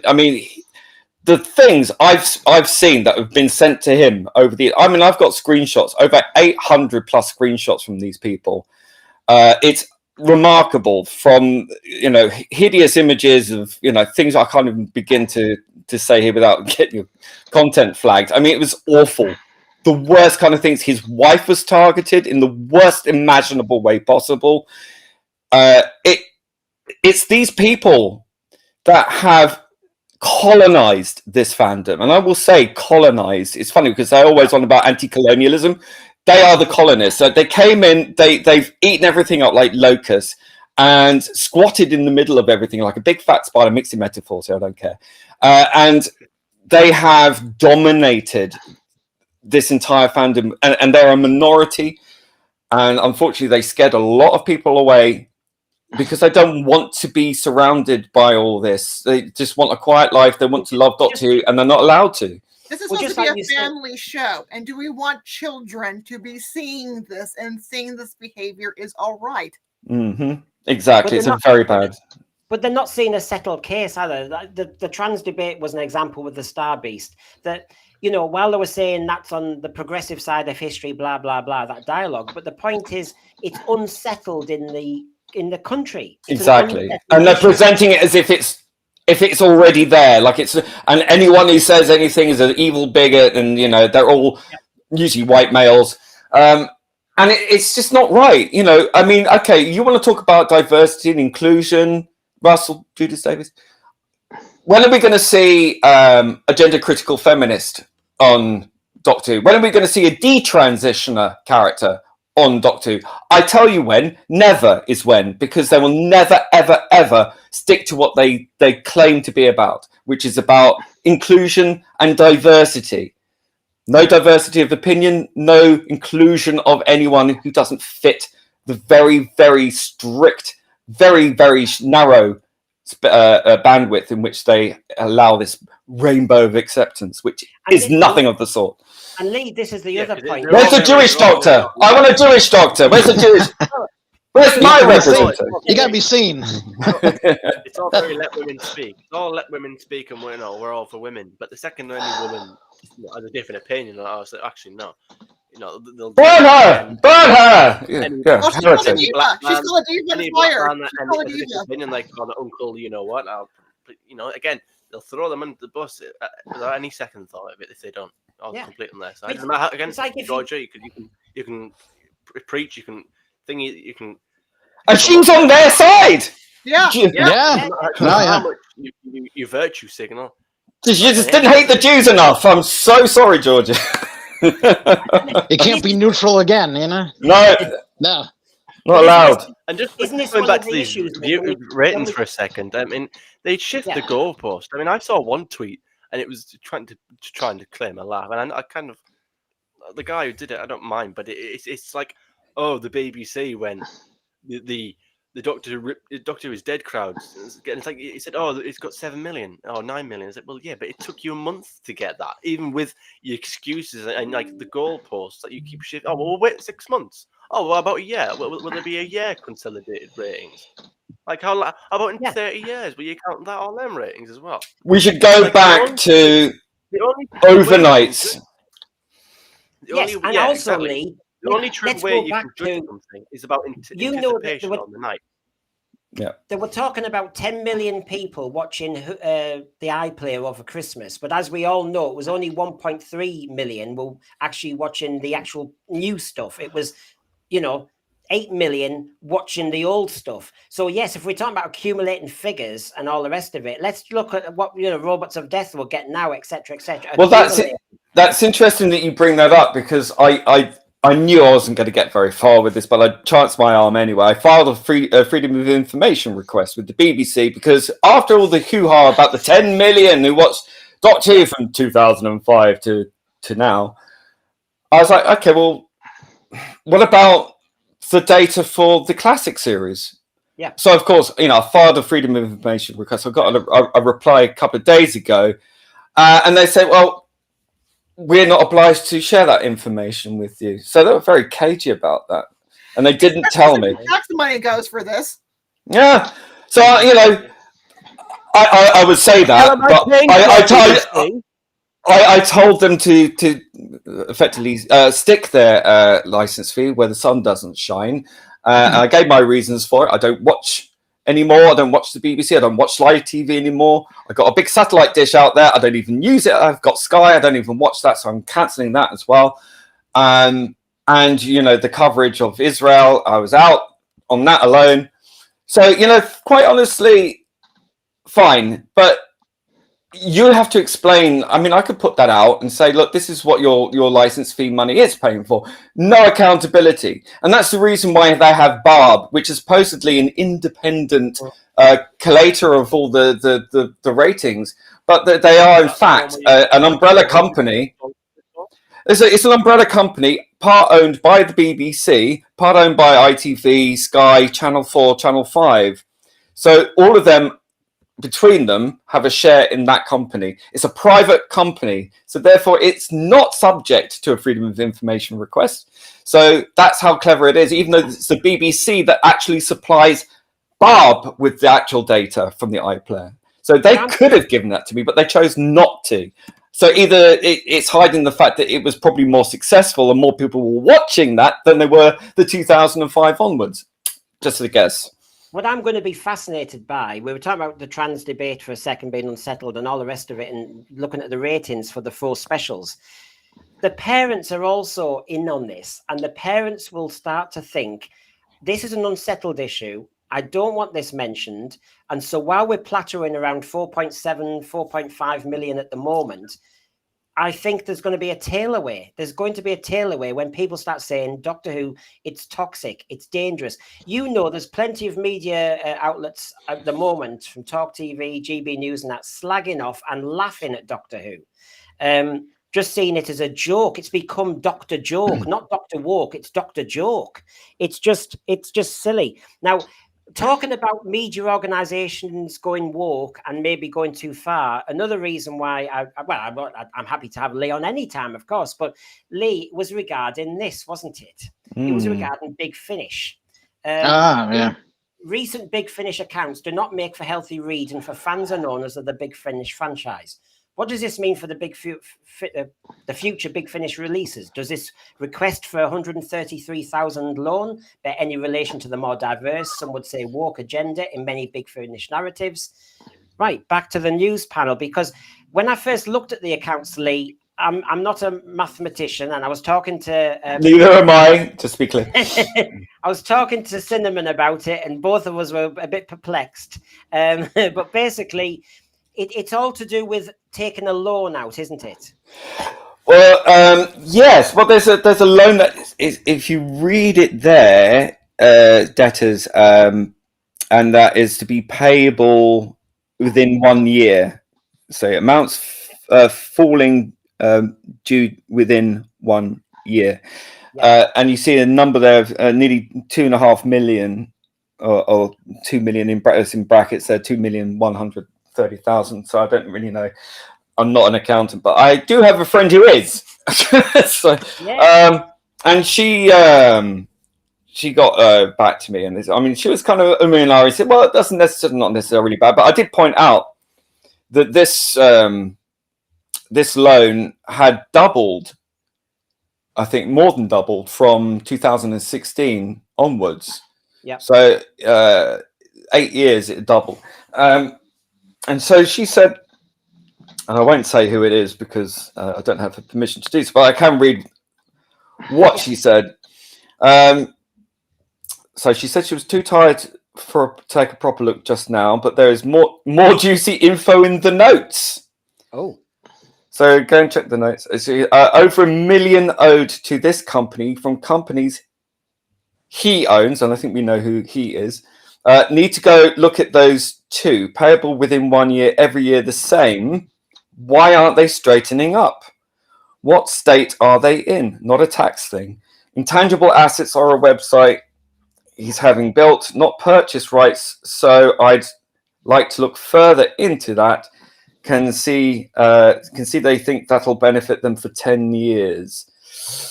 Certainly lots to look at there. So I haven't heard back from her yet. But it is very curious, I mean, when you're operating with such a tight headway, really. You know, I mean, if you look at the assets, you look at what's actually in the bank, and you look at the accruing debt, and that debt hasn't shrunk; it's only grown every year, especially doubled in the last 8 years. Yeah, I mean, it could be purchasing of assets. We don't know, but she stated there's something in the notes that is very interesting. So she said she will get back to me on that. Look, I do love. I don't have it in for Big Finish. I love so much. Love a lot of the old Big Finish stuff. Nick Briggs, I had a bit of a run in with him yonks ago, Brexit thing, and it's like, look, I don't care what your views are on Brexit. He was on about it all the time. I was like, oh God, can you change the record? And every bloody story was like a Brexit analogy. You know, it's just getting really boring. Yeah. And he sort of did a quote tweet of me and mocking me, and I had a pile on, and it was just like, and it just goes to show that kind of, you know, the punching down thing with the Fitzroy clique. I've noticed it seems to be a lot of that, and whatever, that's under the water, under the bridge, but it's that kind of indulgent behavior within this group, especially with Big Finish. With the last few years, I think really ever since Jodie Whittaker and Chibnall, as soon as they put that awful logo on their stuff, the quality dipped. And I'm sorry, the quality of the stories dipped. Let's say every story is basically Doctor gets told off by space non-binary pansexual lesbian who doesn't realize how great she is, but she's a leader, goes out, fights the patriarchy, finds out how amazing she actually is, and then tells the Doctor off, and then falls in love with a trans character. That's every story now. And of course, And of course, we had the issue with I've just had it up then because it was actually complicit with you, wasn't it? It was part of your text. If I just put it up there, it was the treatment of James Dreyfus, which kind of falls into this kind of, you know, what's acceptable, what's not, or you'll be cancelled and all the rest of it. They didn't even tell him he'd been dropped. Yeah, he did an interview just, I think, recently with it. Was it, what's that guy's name who was covering the Israel thing? They did it on Talk TV, and they spoke about it. And basically, I think they didn't speak to him. He was kind of just cut off contact, really. It was cut off, and then they did a sort of very snide kind of tweet about, you know, we won't accept any form of transphobia here. It's like, what was transphobic about defending women's rights? There's nothing transphobic about that at all. And, you know, he's a gay man. There's a lot of homophobia surrounding this gender topic as well, which, you know, I won't get into here. But it's so complicated. And unfortunately, when you tie yourself into the gender woo cult thing, and it is a cult, it doesn't have a cult leader, but it's definitely got all the hallmarks of a cult. You can't question it. You can't have, and it's a complete dogma. And unfortunately, it does seem to infest every single story that they put out now. And it's not just trans, it's the whole kind of extreme sort of feminism, which is kind of ironic when you think one doesn't necessarily is kind of mutually exclusive to the other. But anyway, it's so skewed and so on the nose and very heavy-handed. It becomes nothing but a distraction. There's no strong male characters anymore. Even the Doctor's led around by his nose. The female characters are portrayed in such a vapid kind of way. It's very off-putting. They're not likable, and you want to like the female characters. And talking down. Yeah, and it's got bloody Nick Briggs's Dalek. I mean, can we get someone else to do the Daleks? You know? Yes, that's right. That ages ago. Oh, Can Roy Skelton? The campest Dalek ever. Now, you know. If I just go around the panel. Sorry, Cinema, I'm going to go around the panel about Big Finish because whether this is surprising news or not, I've only dipped in and out of Big Finish. I certainly don't want Big Finish to become canon. And I really do see it as disconnected to the Doctor Who program, and I don't like that blurring of the edges sometimes. But if I went around the panel, who actually does buy this Big Finish stuff? And like Lee said then, as who's kind of noticed a change? Can we see a reason why they might be in trouble? There might be, allegedly. Michelle first. Yeah, I do listen to Big Finish, because in America on Amazon, the first 50 releases of the monthly range is on Amazon Sounds, so I can listen to that when I was at work or at home. You know, you put it on the background and listen to it. And you do see a decrease around the Jodie era of style and of quality of story. And you do see this where the Doctor has to always be told off by the companion. We're starting to, like, especially I listen to a lot of the Fifth Doctor era. You see Tegan now always telling the Doctor off and being portrayed more as smart versus the mouth on legs. She was assertive. She's not necessarily an intelligent character. She's an assertive character. But now all of a sudden, Tegan has to be the smartest one in the bunch.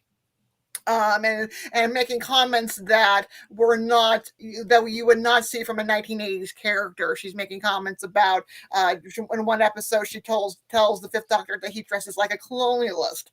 This is not something that you would see in the 1980s era script. And the Peterloo Massacre, she is on the Doctor for being an aristocrat because he's a Time Lord.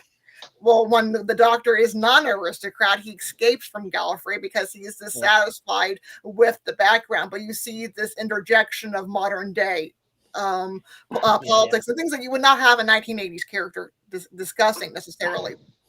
So yeah, and also it goes back to the if you don't believe 100% with our political ideology of whatever the people are in head, you know, you can't be a fan of this stuff. So we want you to go away. Nick Briggs did this. The Doctor Who magazine did that also. With if you didn't like the Jodie era, you were told to go, you know, blank yourself off. I'm just want to. Sorry, Lee, just for a sec. David Mullen in the margin here, and I'm just going to reach out as well on this one. Losing Big Finish is a tremendous blow, frankly, but at the same time, I realise, you know, they have a lot to answer for, the makers of the programs. It is a tremendous loss. So, David, in what Michelle's saying, in what Lee's been saying, are you detecting it is the narratives and how the treatment of the Doctor? Are you finding this is the reason why you are losing interest? Maybe. I grant that you're bigger into Big Finish than I am, but you know, I'm intrigued as to what is the problem here and what they're getting wrong.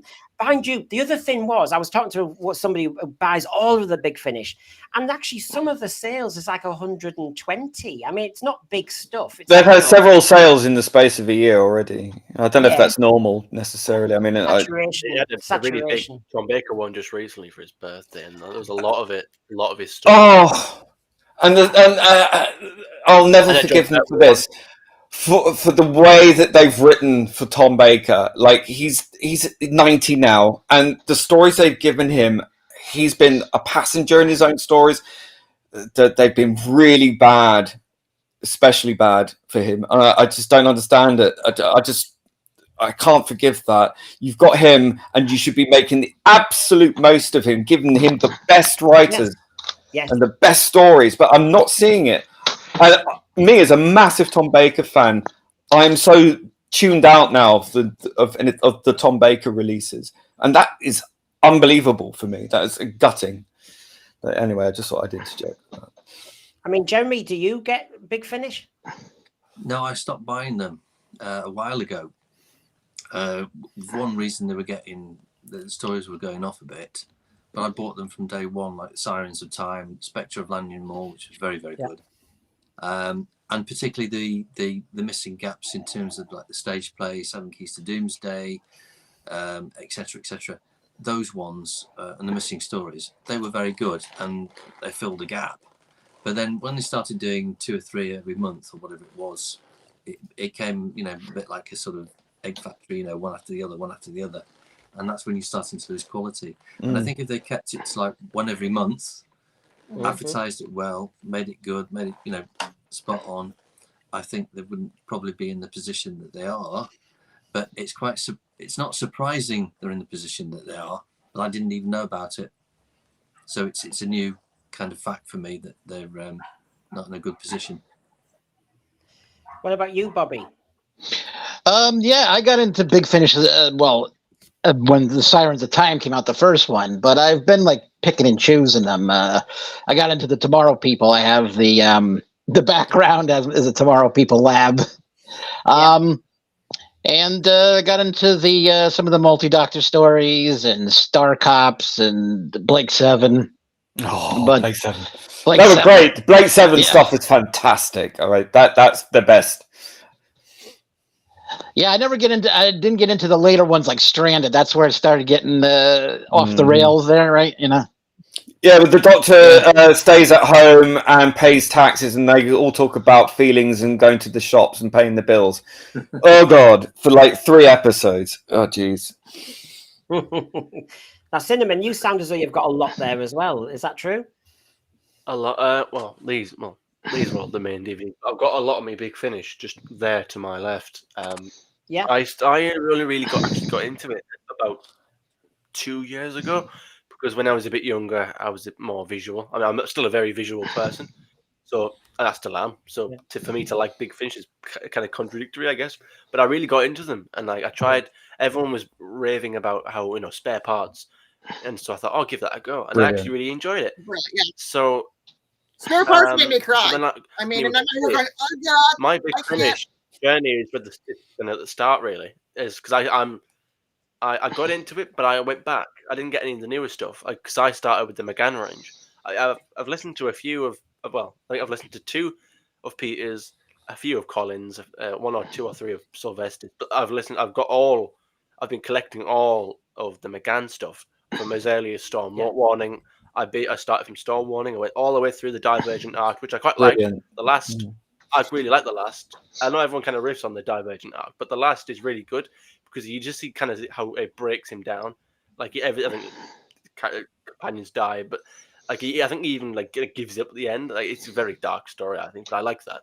I've went through them all in order as well. I went through them all. I'm currently on Doom Coalition. I listened to the first one. I've yet to listen to the second one. I think is in the 60s or the 70s. So again, my journey with Big Finish is kind of from, I guess, the main range when it started, and I'm just when it was good, I guess. I haven't seen Stranded. I'm kind of a bit wary about it. I'll go into it with an open mind. I'll try to do my best, but I'm on Doom Coalition right now. I've yet to get to Stranded. I've yet to get to any of the newer stuff. If I hear Tardy Box one more time, I think I'll go mad. Doctor Who. Oh yeah, I mean, Disney was I better. I watch and listen to Rabbi a lot for his Big Finish kind of stuff because he's very knowledgeable about that, and he was a completist, and he used to get near enough everything, and now it's the point where you have to pick and choose. I think somebody said in the chat earlier, you just pick and choose these days, and you know. It's expensive. I've got them. Yeah, it I've got is. Some of it, yeah. Again, that's the thing. Expensive. A lot of them are getting more expensive and pre-order. I mean, whatever happened to that Fugitive Doctor and the Master, Sasha Dawama? I'm sure that said 2024 release, and if you go on it now, it just says to be announced or whatever. Still to be recorded. Yeah, a lot of the ranges have gone down. I think the 6th Doctor went downhill. Apparently, I think Michelle said see also the BBC. The only sort of good ranges left I hear are the early Doctors, the Stephen Noonan stuff, the 3rd Doctor's great. Yeah, the guy who does the 3rd, Tim Trollar, is it? Yeah. The earlier stuff is all right. I think it's just the latest stuff. I mean, even I've got quite a lot of the 9th Doctor stuff. I haven't managed to listen to that yet, but I've heard that started out well and kind of dwindled a bit. I've got a few of the Jacob Bookman stuff. The BBC do their own audio stuff as well. No, it's competing, all the time, and what with the toys and etc. Fans have only got so much money in order to get all these things. Well, you only have to look at the state of merchandise. We lost Big Chief. We're quite possibly going to lose character options. I mean, that online exclusive that you've got on display there, that's an online exclusive. I think it was like 5,000 made or something like that. Yeah. Well, actually, Lee, what was still available? It's still available. It's not sold out. Wow. Well, what we'll Wow. do, since we're talking about Big Finish and we're talking about other merchandise, is we'll bring it in, Lee. We'll do the whole shebang, right? So let's go for it, because Yeah. the next headline was merchandise and whether there's any money left for any of us at the moment. So let's just go for it.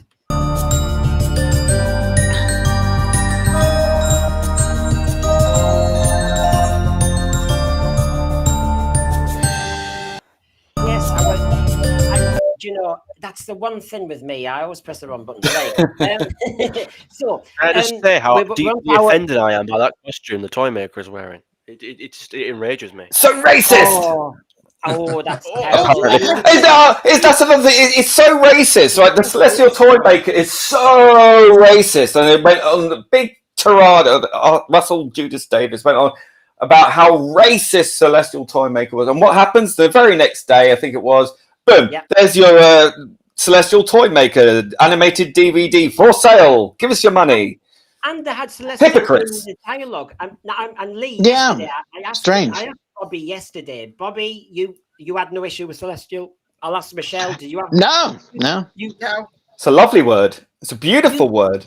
We thought Like it was when they you called him the Western Celestial American. Toy Maker, they didn't call him that because of the word of the slur that the word is associated. They No, called him yeah, that. it was. I've looked online. I can't find anything about it being like. I just think they're making this nonsense He's up. from at the this point. Empire. He's from the galaxies. He's incorporating everything from old Yeah, cultures, it old sounds worlds. very From the stars. I mean, it's in the word celestial. It means like There's the heavens. everything that he's building up. He's playing with everybody. Oh, I'd like these to people are say- stupid. I'd like Well, to I'm calling it Celestial Toy Room, so I'm having my own bit. I'm an English teacher, and I'm sorry, but that adjective has no problem at all. And I've checked out with the Americans, and they can't see what's wrong. So imagine you've got a bit of money left after Christmas, right? So here we go. I'm going to give you some morsels, some choices. Some of you might remember Sale of the Century when you had about 20 quid left, and they kind of teased you with a settee for 5 quid. Here we go. So if you had a bit of money left, what would you buy? So would you buy this? No. I can see Lee's going to kill this. No, Millie's on the back, not in the front. Interesting, yeah. Would you? Yeah, bonus features. It didn't seem to list anything. Anyway, there's that. I just wanted to show you here that recently we've had a lot of single DVD releases, and it's an absolute scam. It is. Then, of course, we have season 15 Blu-ray collection that's just been released, and I'm wondering if the orders are in there. Yeah. We have the good old magazine and yearbook. We have a novel on something that's getting released on DVD and is still on iPlayer. I mean, I've got every target, but I wouldn't buy buying these, my personal opinion. Did they even read? Yeah. And then, of course, we've got, as Lee was mentioning there, the Fugitive Doctor and TARDIS set from Character Options. Now, you know, there's an awful lot out there, folks. I mean, what's your money going on? You missed the paperback version of Church of Ruby Road. How dare I? Sorry, I went heavy hardback. and the CD audio version of Church of Ruby Road. Oh, heck. Desperation. Something tells me I'm going for the box sets of the classic era. That's what first. And we're still waiting for season 20 to be released in the United States. It's now been pushed back to June. Same in Australia, apparently. And then Australia hasn't even got season 9 yet. I'm guilty. I read Doctor Who magazine. I have a subscription, so I'm much more of a book person. I would go for the magazine because the magazine does have good info on the history of the show. Right, you've got only so much money. I know. The thing is, Jeremy, I've got the magazines. I subscribe at the moment. Do you know what happens? They arrive in the door. I kind of flick through. I put them on the shelf. I don't read them. I'm a mug. Yeah. Why am I doing this? That's exactly what I do. I used to do that with the Radio Times, and I stopped buying it. The reason why I stopped buying it was because I'm hardly reading it, and it's increasing in cost year after year after year. Yeah, that's like a yearbook. I mean, American TV Guide is like 100 pages. I got a Radio Times because it had David Tennant on it. That thing is huge. Yeah, yeah. So sorry, just while we're going around, I want to go around the panel. I'll start with you, Jeremy, since you were talking then, because I just want to see. You're not all going to buy all of this, are you? I mean, as Jeremy talks, I'll just show you the choice again. Go on, Jeremy. Well, obviously season 15 is ordered. I'm not so sure about the new series, the single standalones. But you also forgot to mention about the audio soundtrack CDs of Time and the Rani and the Revenge of the Cybermen. Yes, I did buy that. I've got those. I've got those too, but I haven't had time to listen to them, so I can't even say what I review them. But I don't know about the books about Church of Ruby Road. I think it's going to be. It's not the same as a Target book when you couldn't see the series, is it? I think the best thing to do is to wait for a good while until they're reduced on Amazon. Jumble sale. And that's the time to buy them. And that book's only 160 pages long. Really? Yeah, Wow, that's what Amazon says on its page length. It's only 160 pages long. Bobby. Yeah. Imagine you only have so much money. What would you be buying? Is there anything grabbing your eye here? The season 15 trailer, that awesome trailer with Louise Jameson, that's the one I would say. Definitely. And this has been proved on many streams. I'm no different, but as people are proving, as my YouTube channel, you watch how many people watched our review of the season 1 trailer, and you watch how many people tuned in to me and Jeremy and Cinnamon talking about this season 15, and it's 4 times as many watched it. So whoever you are, YouTube or anything, go on. Sorry, Cinnamon. So even on the official channel as well, far more people watched the season 15 announcement than they did for the series 1 trailer. Any classic Who is hot right now. Any always is. Always sells more than the new stuff every damn time. It's the same with toys. It's the same with everything. And then also for RTD to go and throw shade at the classic era too. Like, RTD. I mean, John Nathan Turner in the late '80s, for him to go and make that comment. Yeah. Yeah. It's outrageous. Cinnamon, I mean, we've talked about, because you came on to talk about the Fugitive Doctor. We did that discussion the other day, but money-wise, you can't buy everything. So from that collection there, what are you ordering? What would you buy? Well, I get the magazines. I just flashed it quickly there. Oh, I flashed you. I did pre-order. Did you pre-order. I get all the Blu-rays. Jeremy's flashing us again. Oh, sorry. There it is. I'll zoom in. Keep talking, Cinnamon. Don't worry. Yeah, I get all the. Oh, you got that one. I got this one. But here we go. Top trumps. It's top trumps time. Here we go. I got the subscription one.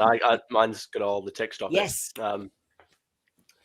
I get all this. I get the steelbooks. The steelbooks are just there. I also get I've got all the Blu-ray collection sets. So I pre-ordered that as soon as I always get them. I pre-ordered that. I did pre-order the Shooty episode because I'm a completionist. The problem with that is I have a problem with the fact that it's a single release. I don't know why they couldn't just release it with the actual steelbook, because it'll look awkward on a shelf if you have a bunch of steelbooks and then one plastic Blu-ray case.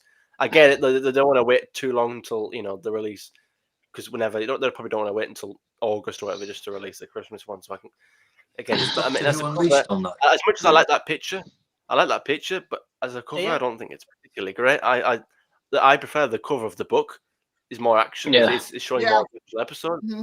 Like you see them both hanging off a swing. That if anything, I would say that grabs my attention more than this. As much as I like that picture, but for a cover, it looks exciting. Millie should be on the front. Yeah. See what the adventure is about. Yeah, exactly. Look at that page. There's more going on. It actually shows, kind of reflects the actual episode. Whether you like the episode or not, I'd say, because that's what you're buying. Yeah, I would say why not have the other picture for like the series 15, Blu-ray. Did you order season 15? I could forget. Oh, series 14 Blu-ray, I should say, for the upcoming season. But I did pre-order series 15 with Tom Baker. Yes. Yeah. Now, Lee, I know. I mean, are you ordering this one on the screen now? The new DVD? I didn't even watch it when it was broadcast. I was out at Davros being rewritten. That killed it for me. Dead. End of story. I was like, no, I'm not even giving it a go. If this is the contempt that Russell Judas Davis is showing for his audience, I am not here for that. Out. Done. It's crazy, Lee. Also, that it's on the iPlayer. It's there. Why would I? I can't see any bonus features either. So I'm not quite sure why I have to do that. Now I'll stick with Lee. Let's go around.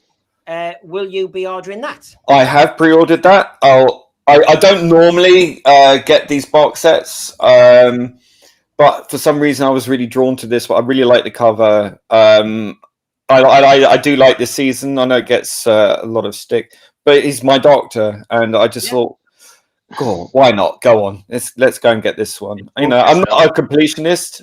I'm not a completionist, but I will get this one. But my money, merch-wise, nah, I've not bought the magazine for yonks ever since the TARDIS Time Team rubbish. They're written by people who hate us, so why the hell would I give them my money? It's the same. It's the same with the box sets, to be honest. I mean, you got what's his face, Benjamin Cook, involved in that, and he hates us. He's an arsehole. But he's good at what he does, but he's still an arsehole. Did you like his Daleks editing? No, I didn't. Again, it's one thing I didn't watch because I was told how it can probably cause you a seizure. Not really my kind of thing. I was really looking forward to it. I actually had that a pre-order, but I cancelled it as soon as I heard all the negativity. I thought, no, not giving them my money for that. It was fine for like the first half of it. And then that's what I heard. I did like the first half too. Yeah.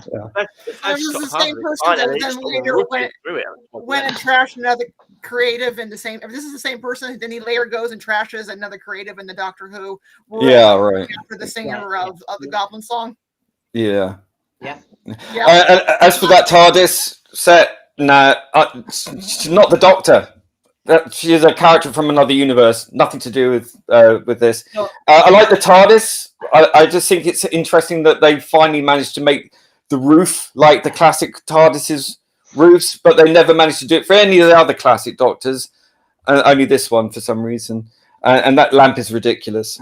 I'd get the TARDIS on its own, maybe, and then take that lamp off and replace it with one, make it either a Troughton or a Pertwee TARDIS. But I'm spending my money on customized merch.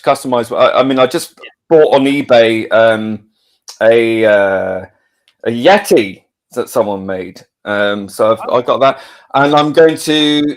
I've just nearly finished my Delgado Master 12-inch figure, and all the stuff that is left behind by Big Chief, that I had all these hopes for. So I've gone out of my way to try and make my own, and I'm doing a season 18 Tom Baker, so I'm saving up for the costume for that.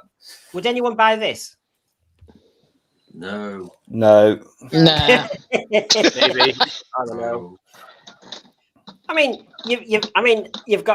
Somebody got this bespoke Lego, which I saw on Twitter, which was the 14th and 15th Doctors, by generating. Really, you've still got him in his underpants there. Well, they should have him coming out of his willy, Oh, and that silly hammer, right? The whole thing I heard about recently as well. About the whole. I mean, it's creative.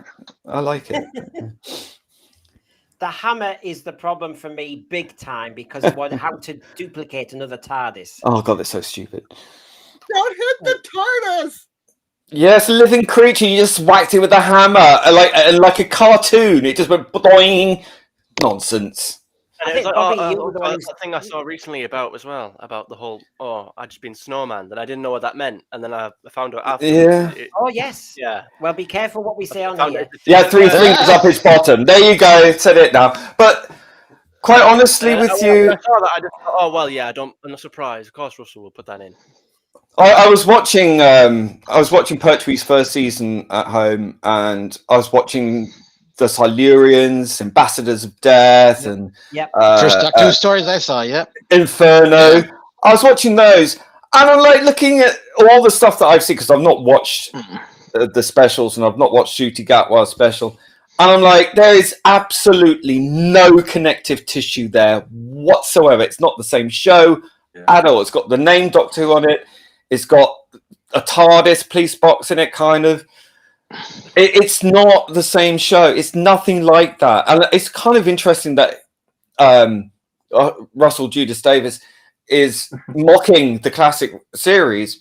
Is that possibly because it's intelligently written, Russell? Jealous. You're jealous. You can't, and because Cartmel turned you down, isn't it, Russell Judas Davis? That's what it is. It's stuck in your craw, mate. So it doesn't sound as though we're all spending everything. It sounds as though nostalgia's winning. It sounds as though we're very tentative about the new stuff. Although some of us are monks and subscribe blindly and don't know why we do. Cinnamon? I was just going to say, it's about what we like, isn't it? Like, we spend, and again, about it's like Lee saying there about, spending more actually making his own stuff or buying custom made things. Yes. And that's kind of the direction I kind of see things going now. We're starting to sort of like see people making our own kind of content, fan content. I mean, I'm still yet to listen to that Misshapen Planet, by the way. But again, like that thing, like what? Like, how dare you? I'd like to see character options make a Hoomobile. Yes. Or Bessie. Yeah. Bessie. Yeah. Or a Yeti. Will never happen. Well, as I say, I've got my custom Yeti. Just got it off eBay. Or have a Dalek playset. And think about the whole thing about whether Millie will get her own. Who's going to buy it?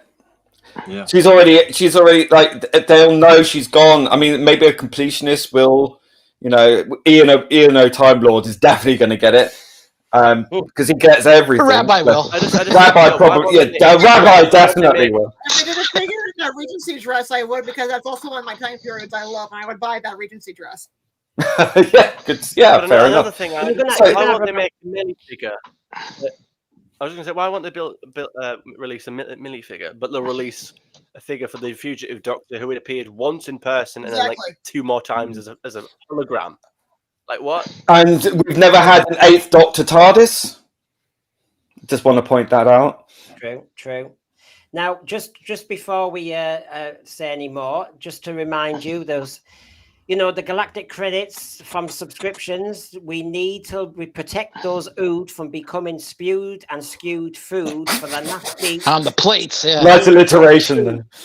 Yes, I know. I'm trying my best here. So basically, as people may know, subscriptions to my channel can be converted into galactic credits, and they buy us material to be philanthropic across the universe. We've helped Peladonian miners get work and get houses. We've helped the tribe of Gum have fire again.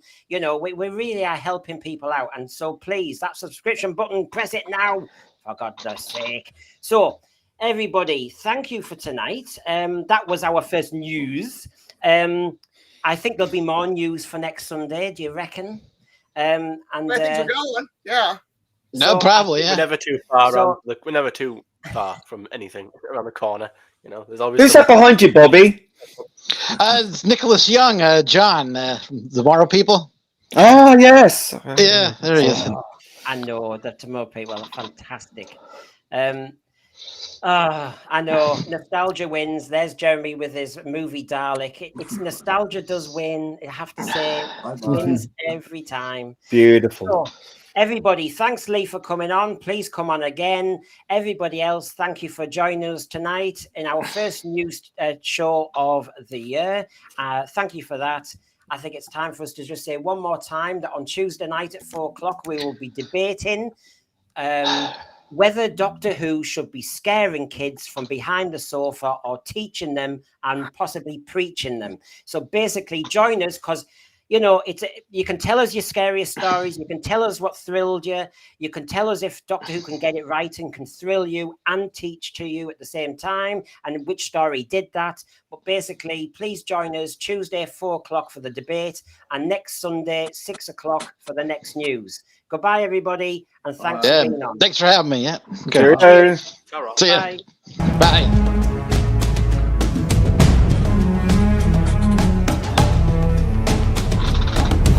Oh.